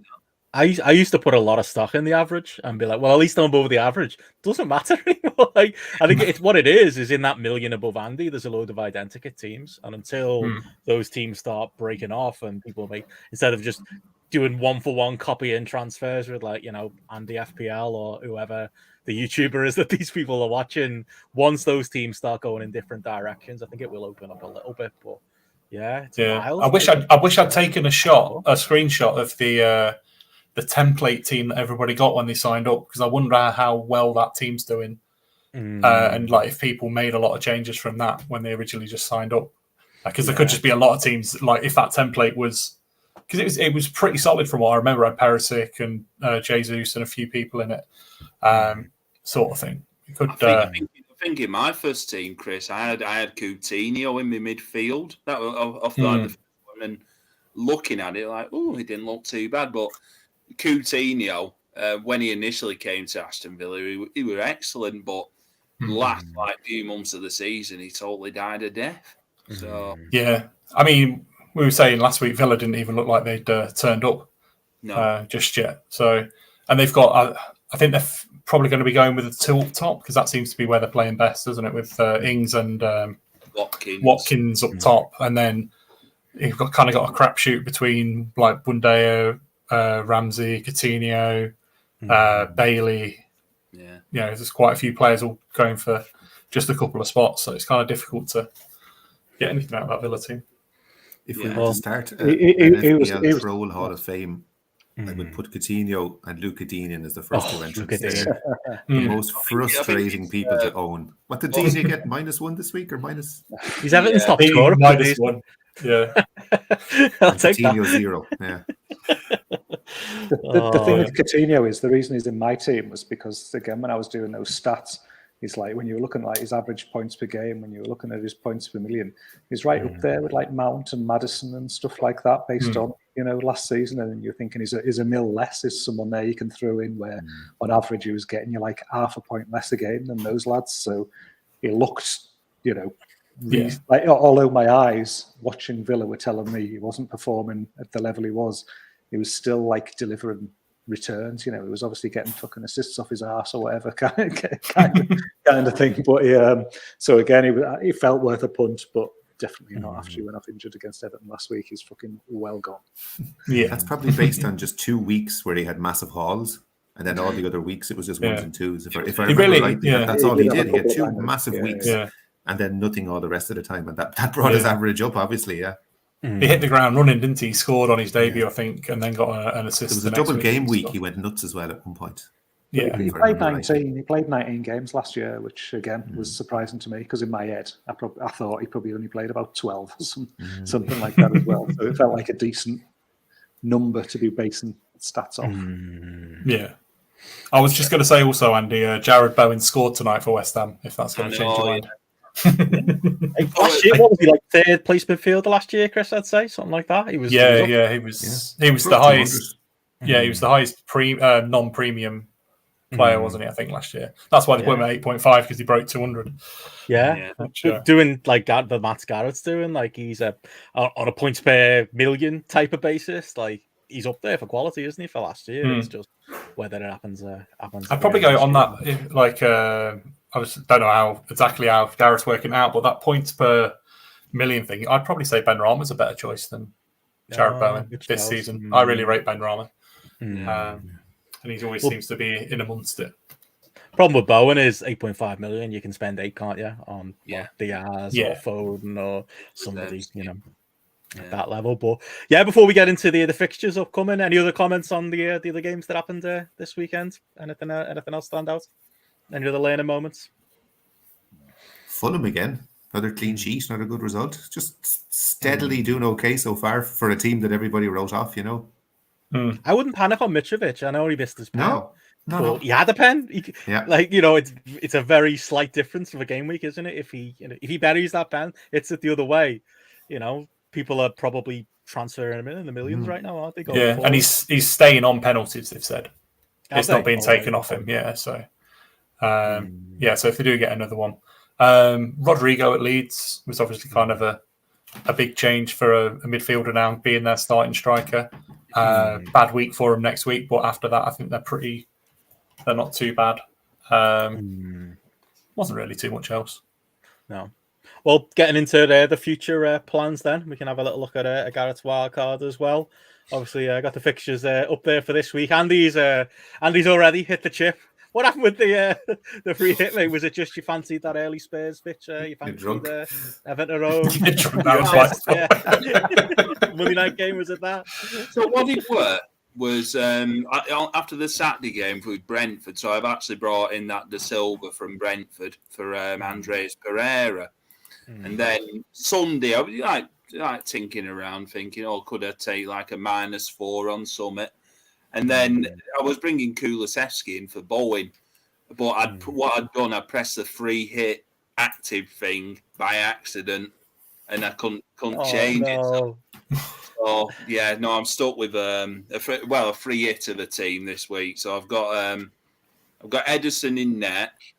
Got defence. It's Reece James, Cucurella, and Cancelo. So they've all got pretty easy games. Leeds and Newcastle away. Midfield, I've got Martinelli stuck with him. Salah, I've stuck with him. Put Bukayo Saka in against Bournemouth. I think he could, perk up there. Jesse Lingard, I've stuck in for Nottingham Forest against Everton. I thought he looked good going forward last week. Maybe playing a bit just off that Iwanimi. Up front, I've got Ivan Toney against Fulham. He seems to have had good returns, only 9 and an 8. So hopefully something from him. Jesus is my captain against Bournemouth. They should hammer them, shouldn't they? To be honest. And I think I'm going with Kane over Haaland this week. Great man. Just because it's Wolves at home, and I think Newcastle are a tougher team than they have been in the past. I think one player from City maybe you could stick in who has a good record against Newcastle's Kevin De Bruyne. He's always gets 1 or 2 goals against them. Bench wise, I've kept with Ward, but I think he's going to go out in a couple of weeks for Dean Henderson. When I was on that, when you can team plan online, I think I feel that team. Yeah, coming in about 5 or 6. De Silva, obviously still in there. Rico Henry for Brentford. He's a good one at like 4.5 million. If you want a cheap defender who gets forwarded quite a bit. And Brentford, as we've said, have got some really good fixtures, haven't they? Well, only one of them matters. Yeah, and it's Nico Williams. But I think for my team, when it reverts back to my own team, it's more seeing how Jared Bowen's doing might get shot of him, or it's like him and Trippier and like swapping it for maybe a Cucurella and probably or Kulusevski. So there's not really much tinkering I have to do with me proper team, but I think some of them players who I did have in my main team have got tougher fixtures. So hopefully it works out again, like the free hit. So, but I'm bugging until November. But yeah, just see how we're going. It. Yeah, I think that move from Bowen down to Cucurella would be really good for you. Looking at the fixtures. What do you reckon the percentage of managers on a free hit this week, Chris? Do you reckon 0.5%? Yeah, I mean, I saw there's like FPL Mate does an experts video, and I think only like 3% of the top, like the 100 experts or however many experts he asked, were doing a wild card. I don't think anybody was doing a free hit sort of thing, but obviously, I don't know. I can't imagine there's many people doing one in the game week. Could pay off though. What were you going to say, James? I was just going to say, am I the only one who doesn't think Wolves are that bad? I think everyone else here thinks they're terrible and one of the teams to target. I think Wolves this season will be exactly what Wolves always are. That they'll be mid-table. They'll be solid enough. Their big problem is they can't score goals, and going forward is always a big problem for them. They're a very stodgy team, but like they're usually solid enough in defense. Like I don't think they're a brilliant team. I don't think they'll be challenging for Europe or anything like that. Like, but I really don't think they're a team that people should be targeting in terms of, I could see a team hauling against them. Like they're a very solid team at the back. I think they've made some really good signings. They brought in Nathan Collins at the back. They've signed a guy this week from Sporting Lisbon called Mateus Nunes, who's a brilliant midfielder, really, really good. Like he should be at a much higher club than Wolves. I don't know if he's going to be a great FPL asset in that he's kind of a more deep lying midfielder, but like he's put it this way, I look at the midfielders they have, and I take at United, I take Neves, I take Nunes, I take Moutinho any day of the week. I think they have some really good players. So like I don't. I was saying. I think I said last week that Newcastle and Wolves are kind of interchangeable for me, but like Wolves' defense is great and Newcastle going forward's great, and they kind of like the reverse of each other sort of thing. Because I do like Ait Nori and Johnny in their defense options. I think they're fairly solid. Kilman as well, usually pretty good. I just think they're a solidly mid-table team. Listen to Wolves' last 7 games last season. Lost 1-0 to Newcastle. Lost 1-0 to Burnley, lost 3-0 at home to Brighton, drew 2-2 with Chelsea, lost 5-1 to Man City, drew 1-1 with Norwich, lost 3-1 to Liverpool, and then like this season already, lost to Leeds, drew with Fulham. Like they haven't won a game since they were on the beach last season, though. They had nothing to play for. They weren't quite in Europe. They weren't going down. So I guarantee you they'll be somewhere around mid-table. Like I certainly don't think they have any relegation worries. Like when you look at some of the other teams in the league. Well, there's too much JP in you there, backing that Irish lad at the back. Have you seen that goal he scored for Ireland? I have, yeah. Unbelievable. Jesus Christ, what a goal. No, I was going to say, like, looking at, like, Spurs, I think people are going to get heavy into this week. Like I've said, I'm keeping Son around for literally that reason, that Spurs game. But I don't know, you do hear some Spurs fans who aren't feeling hugely confident about that Wolves game. Early kickoff as well. I know it's a stupid thing to jinx, but it does play on my mind a little bit. It's kind of putting me off. But like you said earlier, Jamesy, or I don't know, it was Chris, like before the season started, we were all looking at these fixtures going, yeah, I'll have me little Spurs captain in these weeks. So maybe I'm just being put off last minute by the, I don't know, just some doubts about that early game and just in general going with Son, or if I had Kane, going with Kane when the two of them have not really done anything so far. I think it's because your game week's over. If you do the early game, you're just kind of like, you're just sitting on 2 points from your captain or something. You're like, I'm not gonna break 40 this week. It's. I know you listen to him as well, Chris. It's James from Planet FPL.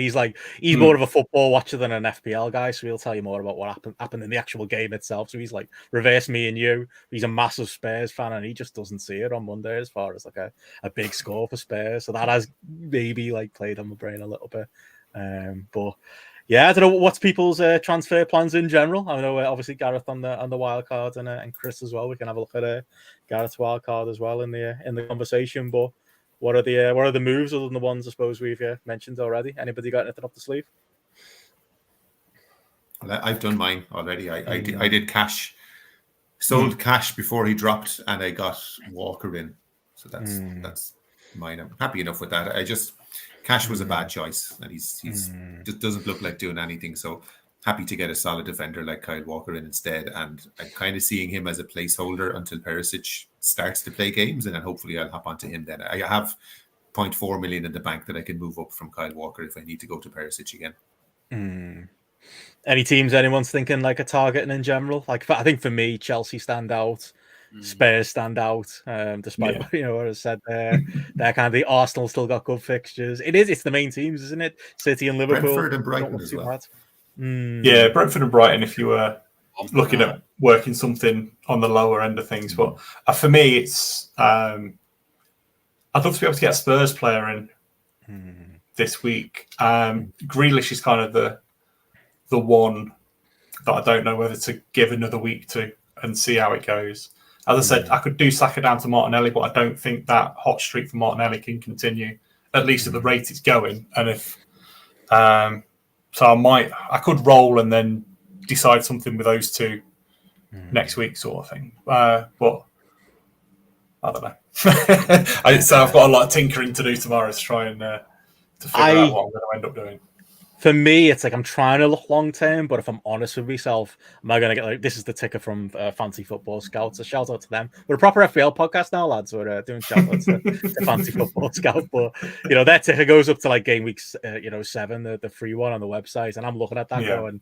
I mean, my wild card's going to come like before game week 4 probably, so I'm probably looking at short termism this week. I'm looking at just to use a transfer because I don't want to hit the wild card button. Just bring someone in who I think's going to bang this week, and it might be, as Andy said earlier, Zaha's somebody I can get to if I think with my defense. Reece James, potentially. If we get Spurs news on Saturday morning, that might change my thinking there. I might look at one of their wing backs. If it's only a short term punt and I'm not thinking long term. Yeah, if we get early news and you get news of Perisic playing, could be a good move to try and get him. I mean, I'm just looking on Fantasy Football Hub, their fixture ticker for like the easiest fixtures. Your top 3 are Spurs, Brentford, and Spurs, Brentford, Liverpool, Chelsea, and then Brighton for the next 4 game weeks. So you probably look at trying to do those. But the Spurs fixtures: Wolves at home, Forest away, West Ham away, Fulham at home. I mean, you could really do with getting Spurs assets in. Same with Arsenal there, Bournemouth, Fulham, and Aston Villa and Everton. That's why I'm not wanting to kind of mess up having Saka in there at the minute. If someone has got like Nunes, that I'd be looking there for like a short term change. There's like Vardy possibly at home to Southampton this week, because Southampton just leak goals like water, and he's someone who he's got pedigree, hasn't he? That he's going to be on penalties and things like that as well. So if you are looking short term, if you're using a free hit, for example, maybe Vardy at home to Southampton, it's not the worst option as well. Vardy's always the most overlooked, isn't he? Of the it's every year you think he's getting older now. This is going to be the season he drops off, and it never happens, does it? Look at you, any Jamesy. You might bring him in. He'll go to United and they'll ruin him. That'll be the end of his career. I was just going to say, for people who have Nunes and they're kind of thinking, well, I'm going to get rid of him for the next 3 fixtures. Brentford's next 3 fixtures: Fulham, Everton, Crystal Palace. Ivan Toney, and you'll get a little bit of money in the bank as well there. Ivan Toney's had a great start to the season.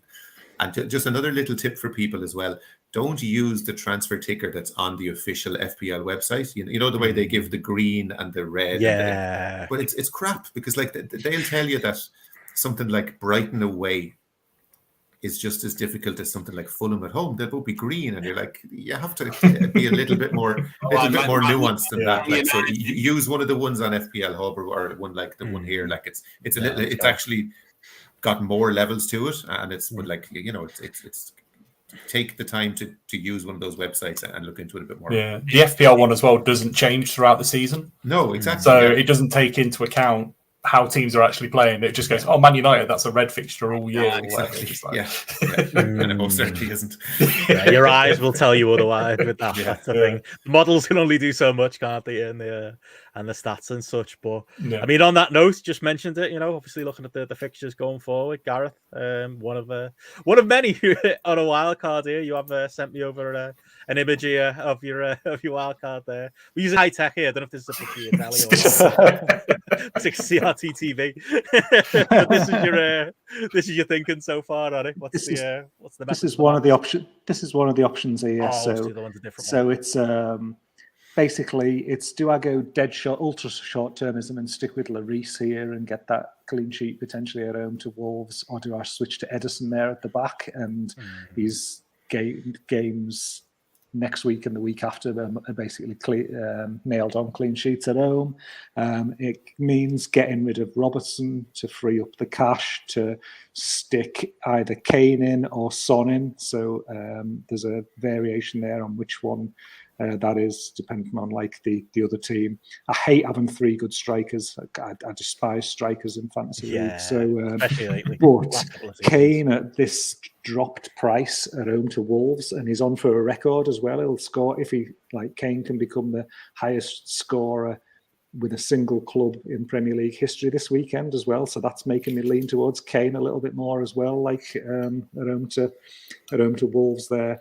Definitely wanting to stick hold of Maddison and just keep that like 8 million midfielder in there that I can rotate between Saka, Mount, him going forward there. So I definitely don't want to drop out of that territory. But something that I'm sorely lacking at the minute is the City defender.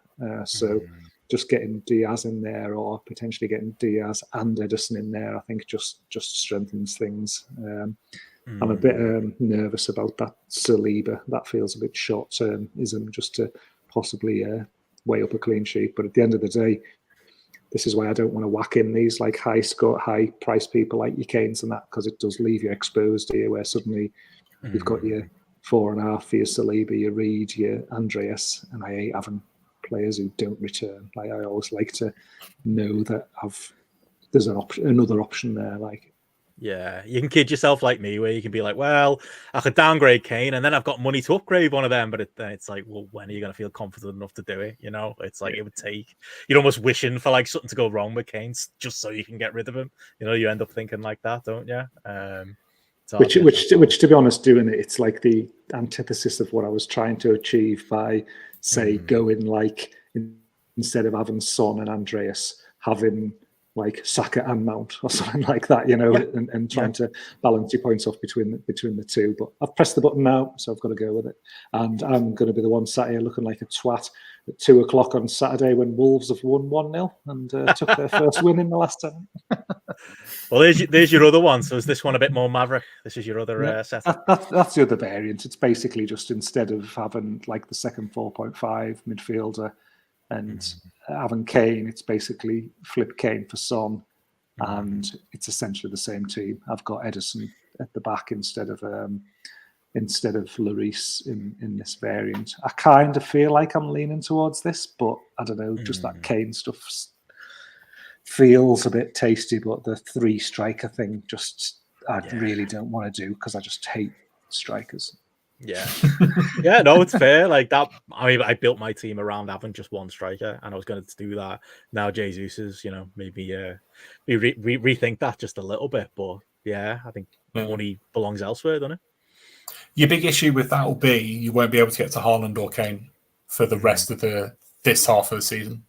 Unless you do like 2, it'll take you 2 moves to get there, sort of thing. You won't be able to do it just on a whim. I'm not going to have Haaland in my team for 1 game week this entire season. That's my rule. I'm going to do this without Haaland. Wow, it's like me doing last season. Like me doing the last season without Ronaldo. Just refused to have him. Is the hope he's been found out, Gareth, or would you consider because you were high on going with Foden and hoping he'd match those points? So is that not a route maybe to try and cover yourself a bit? I will. I mean, Foden's one who's gone out on this, like, to try and sort of squeeze Son in here. So he's one of the people who've fallen this week. But again, this is where you go like, well, I definitely want Maddison at home to Southampton, but I could quite easily just put Foden right back in next week. I mean, he played. I think Foden played 17 out of the last 19 games last season, or 17. He started 17 out of the last 19, or 17 out of the last 20 last season. So Pep clearly has switched to the thing of like, he's one of my consistent starters, whereas before it was always a bit wishy-washy. I think you can get close to as many points out of Haaland as you can out of Foden for 4 million less. I like it. Anyone else got any thoughts on it? What would you go this route, Jamesy? What would you be thinking if you went wildcard? I would definitely have Tony in for sure, based on his next good run of fixtures. Maybe 6 to 8 are really, really good. Would you be worried, Gareth, about no Cancelo back there, considering how, I know we talked about having doubts about him in week 1, but last week, at the last game, he was getting forward so much, got an assist, clean sheet points. You know, I know you have Diaz there, but he's more of a 6-point a week guy, whereas, you know, for the extra, million? Diaz is 6, isn't he? Cancelo 7.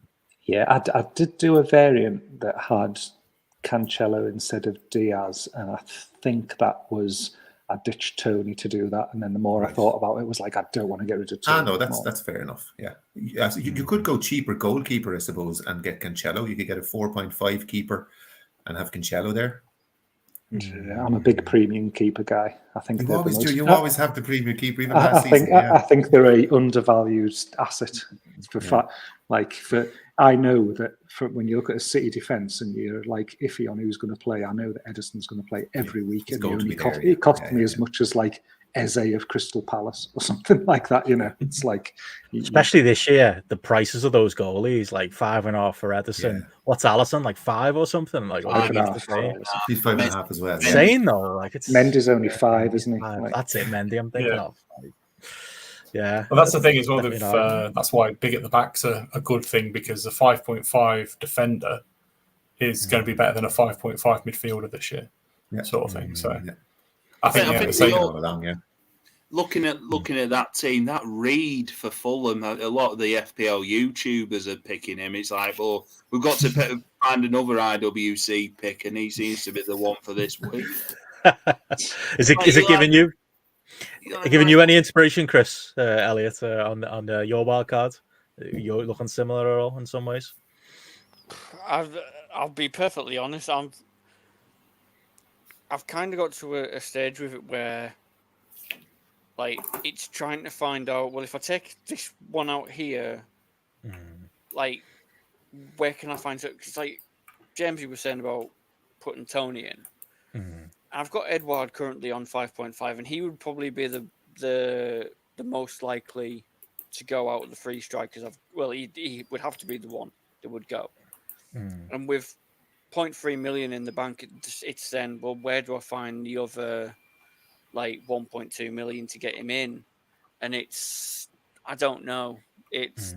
I think it's going to end up I'm off work tomorrow, so I think I might be sat on my phone just going in and out, trying to figure out which combination of players I think I'm going to be going with in the end.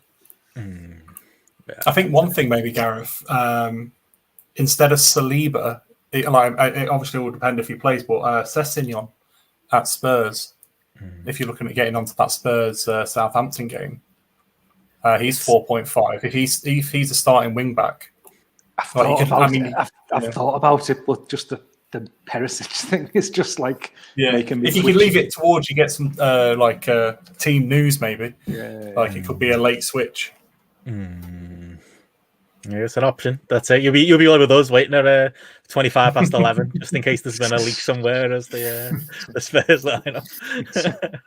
But no, looking good so far. But yeah, plenty of tinkering. I think another reason I'm not hitting my wild card as well, as like Chris said there, love to take a day off. Let's take a day off and just tinker with it. I'd love to spend a week on it. That's my problem. It's like I can't this late in the week. I can't pull the trigger. I would like a full week of messing around, get those price rises. Get players in early. It's always fun when you're on the wild card, isn't it? But I suppose the only other question, I suppose, going forward for next week, captaincy. Is there a debate this week? Is there more a debate last week? They say we were pretty simplistic with it last week. It was Haaland versus Salah. I wonder if Jesus' haul this week and Salah's disappointing run, and maybe Haaland not having a great week has made it a little bit more complex this week. Anybody got any interest in takes on a captain? I'm thinking Son, as long as he's still in my team. But anyone else?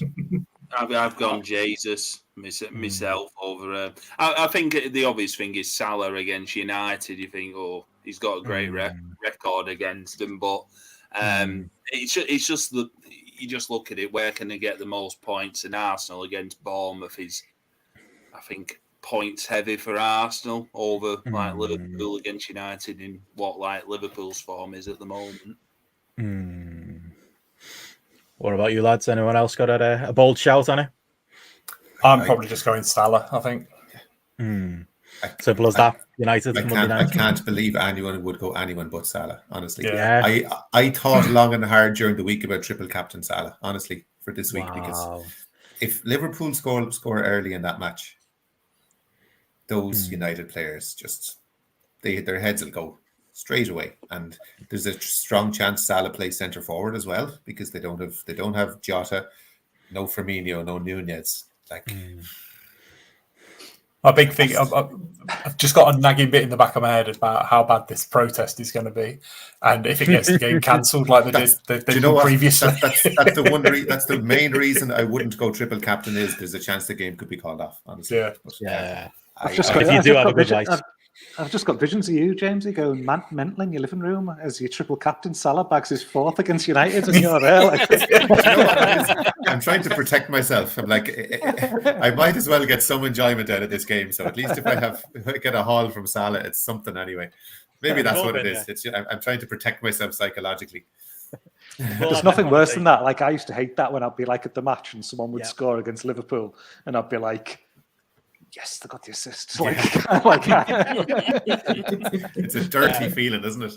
Yeah, but it's like at least it's them, isn't it? It's one of them. It's like I'm not happy they scored, but at least it was, you know, like at least it was score. Yeah. I don't know. I've got Salah too, so yeah, maybe I'm jinxing things by going early captain on Son. That's my conversation. Anybody considering Haaland? Do we think Newcastle put up a good fight against? I've got Haaland. Simply because I think that Newcastle at home like to attack. And I think that if they push forward, create some space in behind, Haaland will eat them up with the ball over the top. Although not necessarily City's style, I think if there's opportunities to go there, I think they'll do it. So I've gone stuck with Haaland for now. Might be. It's probably a differential this week. To be honest, I think most people aren't going to go there. So yeah, might well work out for you. But yeah, before we get out of here, shall we have a quick, I suppose, look at the draft? You know, a couple of notable results in that this week. Are we going back to week one? Sorry, we can do it. You know, we can have a get it on here. All right, Gareth battered me last week. You know, I'm mad enough to admit it. 8 points. You weren't battered. It wasn't like last season. Yeah, I had a bad one last season. To be fair, yeah, it could have. For me last week, it was like we were saying last week. It was just they made bad benching decisions, bad decisions as far as the fifth bids go. Just bad decisions all around. Dele Alli. I mean that. Should have seen that one a mile away. That didn't work out. But yeah, there it is for last week. There you go, Gareth. Get it. Your name in lights. 36-28. Yes, that did happen. But for this week, some notable close ones in there. I'm going to try and get the teams up in a second. But yeah, a couple of like ones through the skin of the teeth. I didn't expect to get one over on Jamesy, and I know the next man who's going to join us for this draft section of the show. There he is, Kingpin, coming to gloat about beating JP by the 1 point. Is that why you're here, mate? Yeah, I'm pretty shameless. That is exactly why I'm here. I'm not going to try and pretend I know enough about the main game to talk about FPL, where somehow, despite having Jesus in my side, I still only got 27 points in the main game, which is quite impressive when you think about it. But yes, I was very proud here. I think I actually played the draft quite well this week because I basically had not done very well in the actual draft. So I must have put in for 7 different transfers because I knew there were certain players I had to get rid of. So like you'd have to have like a backup transfer if somebody else nabbed a player. So I got 3 new players in. And yeah, you know, like I think the key thing that the match was won on for me was Dean Henderson, who had an astonishing game. You know, so many points won, lots of saves, clean sheet, saved a penalty. But what made it even, and then obviously you have Kevin De Bruyne as well.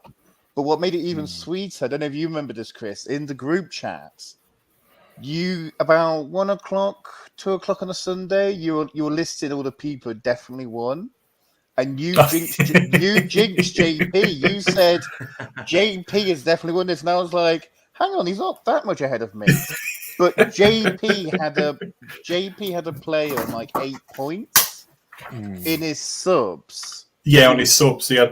Who was definitely going to come in because you know there's a player who had missed. The Saturday games for JP. So like I was having to do the maths in my head of so you got add 8 points to JP, blah blah blah blah. So and it all came down to Trent couldn't have a good game against Crystal Palace. That was if Trent Alexander-Armstrong had a good game, I'd be screwed. And thankfully, he didn't really do much, and he only got 3 points, and that was what got me the victory by the skin of my teeth. So yes, I was very happy with that comeback after a catastrophically bad performance last time, which actually was the worst performance of the draft last week. But rather than do it on like negative goals, on goal difference, I think they do it by alphabetical order. Because I'd been beaten worse than you'd been beaten, Benno.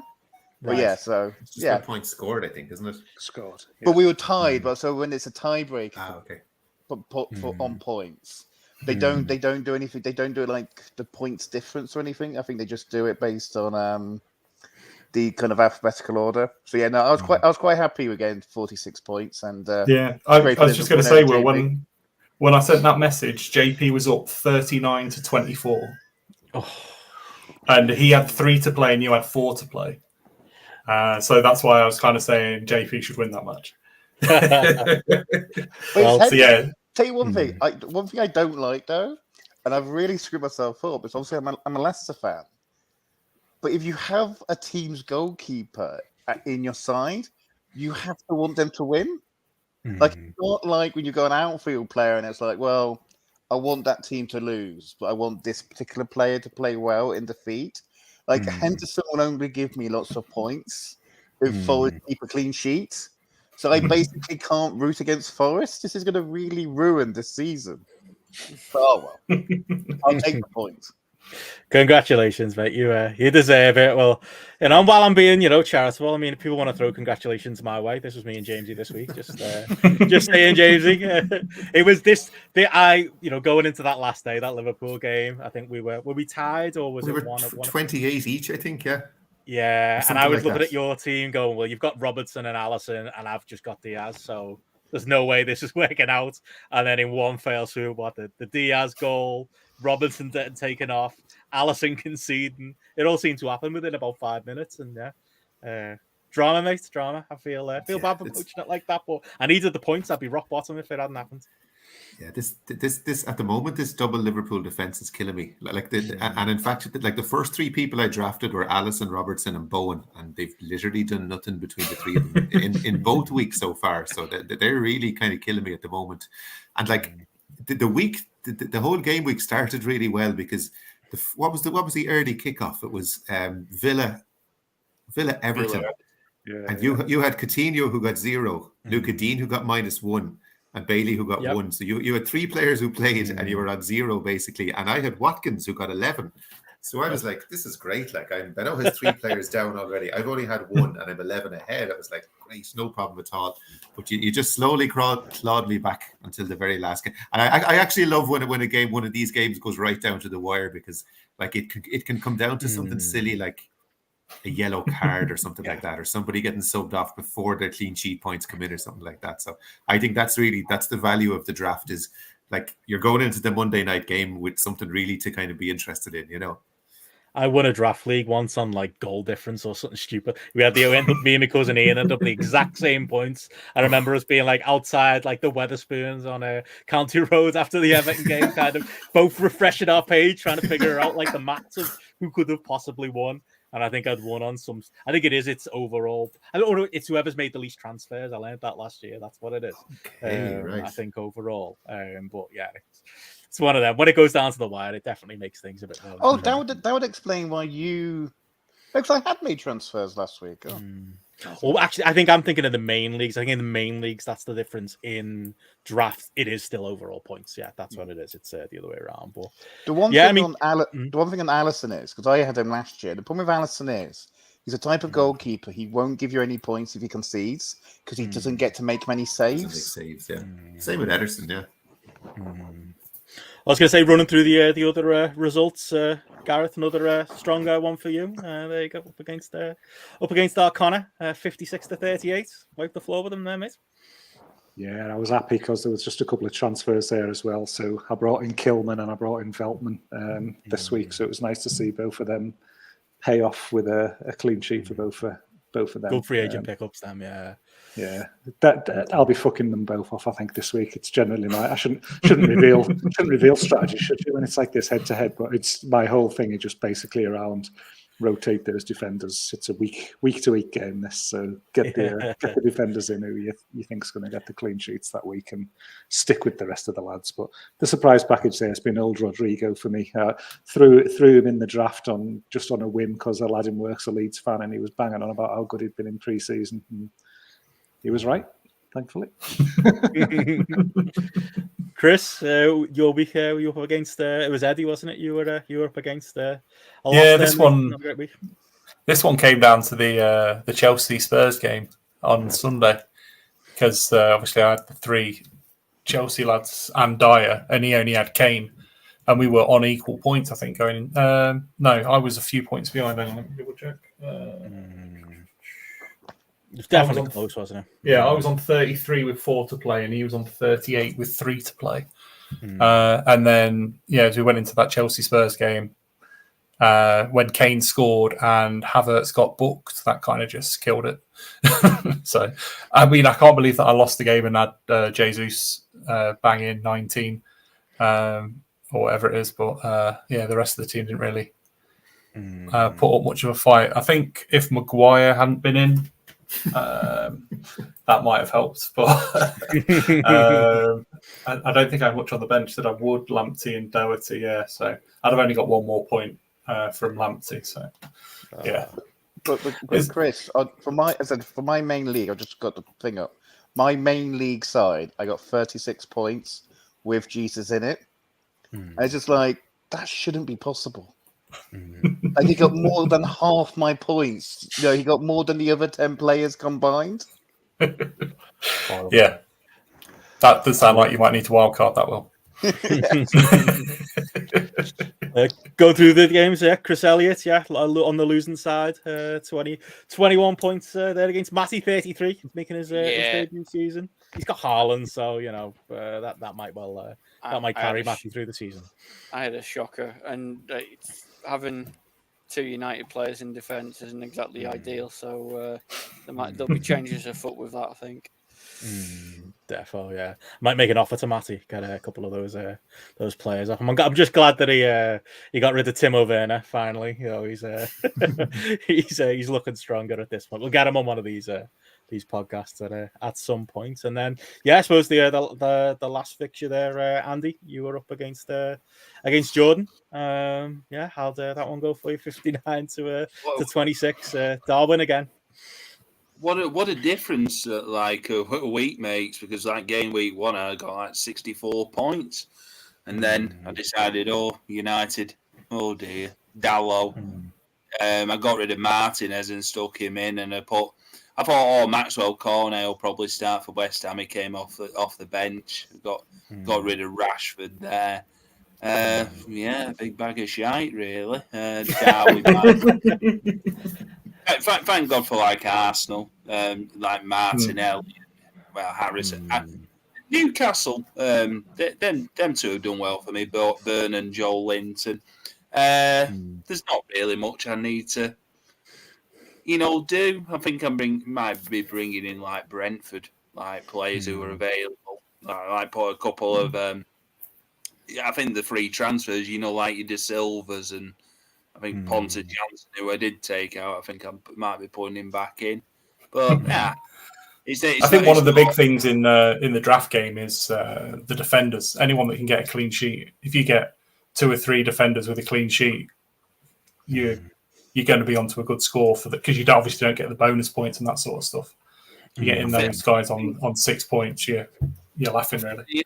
I think the issue at the moment with my team is like strikers, like Dominic Solanke's injured, Richarlison's just come in at Tottenham, and obviously Darwin's scratching his ass for 3 weeks. So, and there's in terms of like strikers wise on like the free transfers, so it's basically just stick Richarlison there up front. If Solanke comes on, he comes on.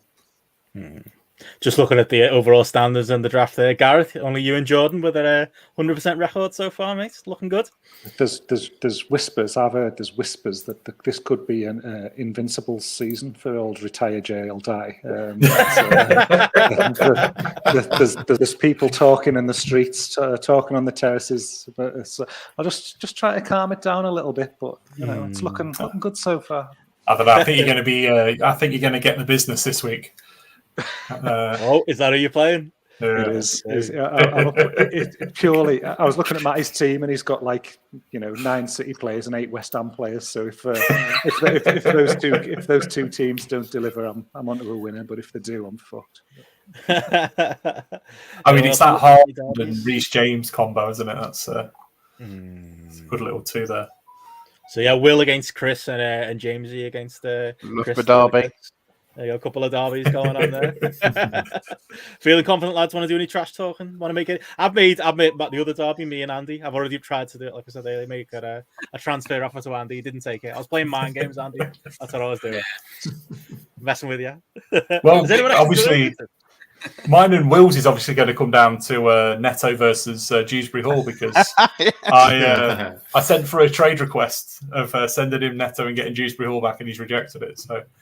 I'm sure one of those two will be score the winner. It's written in the stars.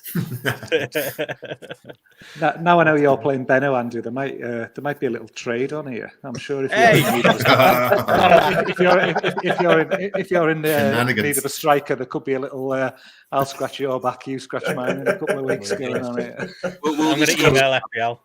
A bit of collusion going on. What's all this about? If anyone wants to help me out, slide my DMs. I'll speak to Matty. I might just log in. I probably know his password. It's probably Roman123. I'll sort him out. The big dog. Yeah.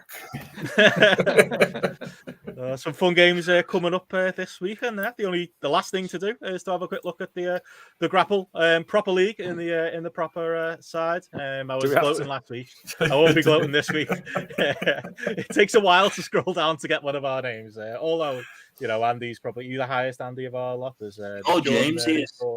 There's Jamesy 16th, mate. Not doing too bad there on the quiet side. Take that. Jordan's there as well. Jordan's up there just ahead, yeah. He's a dark horse, Jordan. He just always, anytime you ever look at the league table, he's always up around top 10.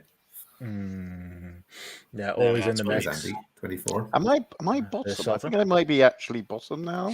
Actual bottom. JP. What's it? The one who was top last week, Benno, is now like 82nd. Shows how quickly things can go. It's very volatile, yeah. But you're near bottom, Will. 163, 166 is Heather Griffin, who I assume has just joined with 23 points. So you'll leave it in there at least. I didn't know we had girls in the league. Hi Heather, if you're watching, that's good. That's Martin's sister-in-law. Oh, is it? Oh, yes. I did say she was going to join. There you go. Oh well, it can only go up then. There, I can see Keith Harris in the bottom trenches as well. But yeah, not great for the rest of us overall. Like I say, in fact, there's me number 90. I'm 99th. Can't see anyone else in the top 100 that I recognise. It's all to play for, isn't it? At the minute, though, it's that's what I'm telling myself. It's all in flux. That's the way to look at it. That's it. That's why don't want to jump on the wild card too early. There's still plenty of time left before it all balances out. Definitely. But yeah, congratulations to Jack Baird, who's currently on top. Anyone know Jack? I don't recognise that name. Tom Young, I know, who's second. Pat, is that JP's brother, who's in third at the minute overall. Jammy. Yeah. Whoever penned in moderation is doing well as well. But yeah, congratulations to Jack so far. But it's a marathon, not a sprint, in the words of John Paul. But yeah, I think that's pretty much it, really. Unless anyone's got anything else you want to mention, FPL wise. Any other news broken in wrestling? I'm sure something probably has in the last 2 hours. Trent Seven's gone. Trent Seven's gone. Oh, was that official? Okay. Yeah. United have signed Casemiro. Oh, okay. A contract's agreed. So. Well, it'll be who's bottom next week, won't it? We'll get first dibs on that. When does the transfer window actually close? Another week. The 2nd or 3rd of September. There's about 2 weeks left in it. I think. It's a bit of a while. Just That's the week to be bottom. Longest one ever. Yeah. That's the week to tank a couple of games, innit? Get bottom of the league, first draft pick. Pick 'em up. Will you be bringing in Casemiro, Gareth? You were very scathing about his prospects there earlier when we were talking. No chance. He'll score 3 headers from a corner this season, but that's it. The Sky Sports news ticker currently says 13 days, 23 hours, 17 minutes, and 30 odd seconds. They're actually counting down properly. There we go. Is Trent Seven's release on Sky Sports News yet, or are you still Still more of a waiting for BT one, confirmation isn't there, yeah. He's dropped from 4 mil to 3.9 mil. Unfortunately, he'll transfer. Aging out, isn't he? That's what it is. Oh, we'll be at your call at the weekend, I bet you. Bench fodder, as Anyway. all those lads are now. Defo. But yeah, this was a lot of fun again, lads. Yeah, great having Gareth and Chris on board, and Will as well. Great having you lads all on again. And yeah, we'll be doing this again next Thursday night, every Thursday, 9 p.m. Twitch.tv/GrappleFPL. There is a podcast feed out there on Acast. If you Google it or check my Twitter, you get the link there. Still, I've submitted it to iTunes. They haven't approved us still, so that's coming. Spotify as well. It's a slow process, but you can It's on find all Spotify. Oh, has it come up? Okay, that's good. So It's on Spotify, there you go. Search GRAPPL FPL on there until Gareth sues us and makes us change the name. So there you go. Any plugs for anyone? Download the FPL app, as Chris said last week. Brilliant. Well, yeah. Thank you, lads, for joining us. Thank you, everyone, for tuning in. And we'll catch you again next Thursday night. Bon voyage. Bye. Cheers, all.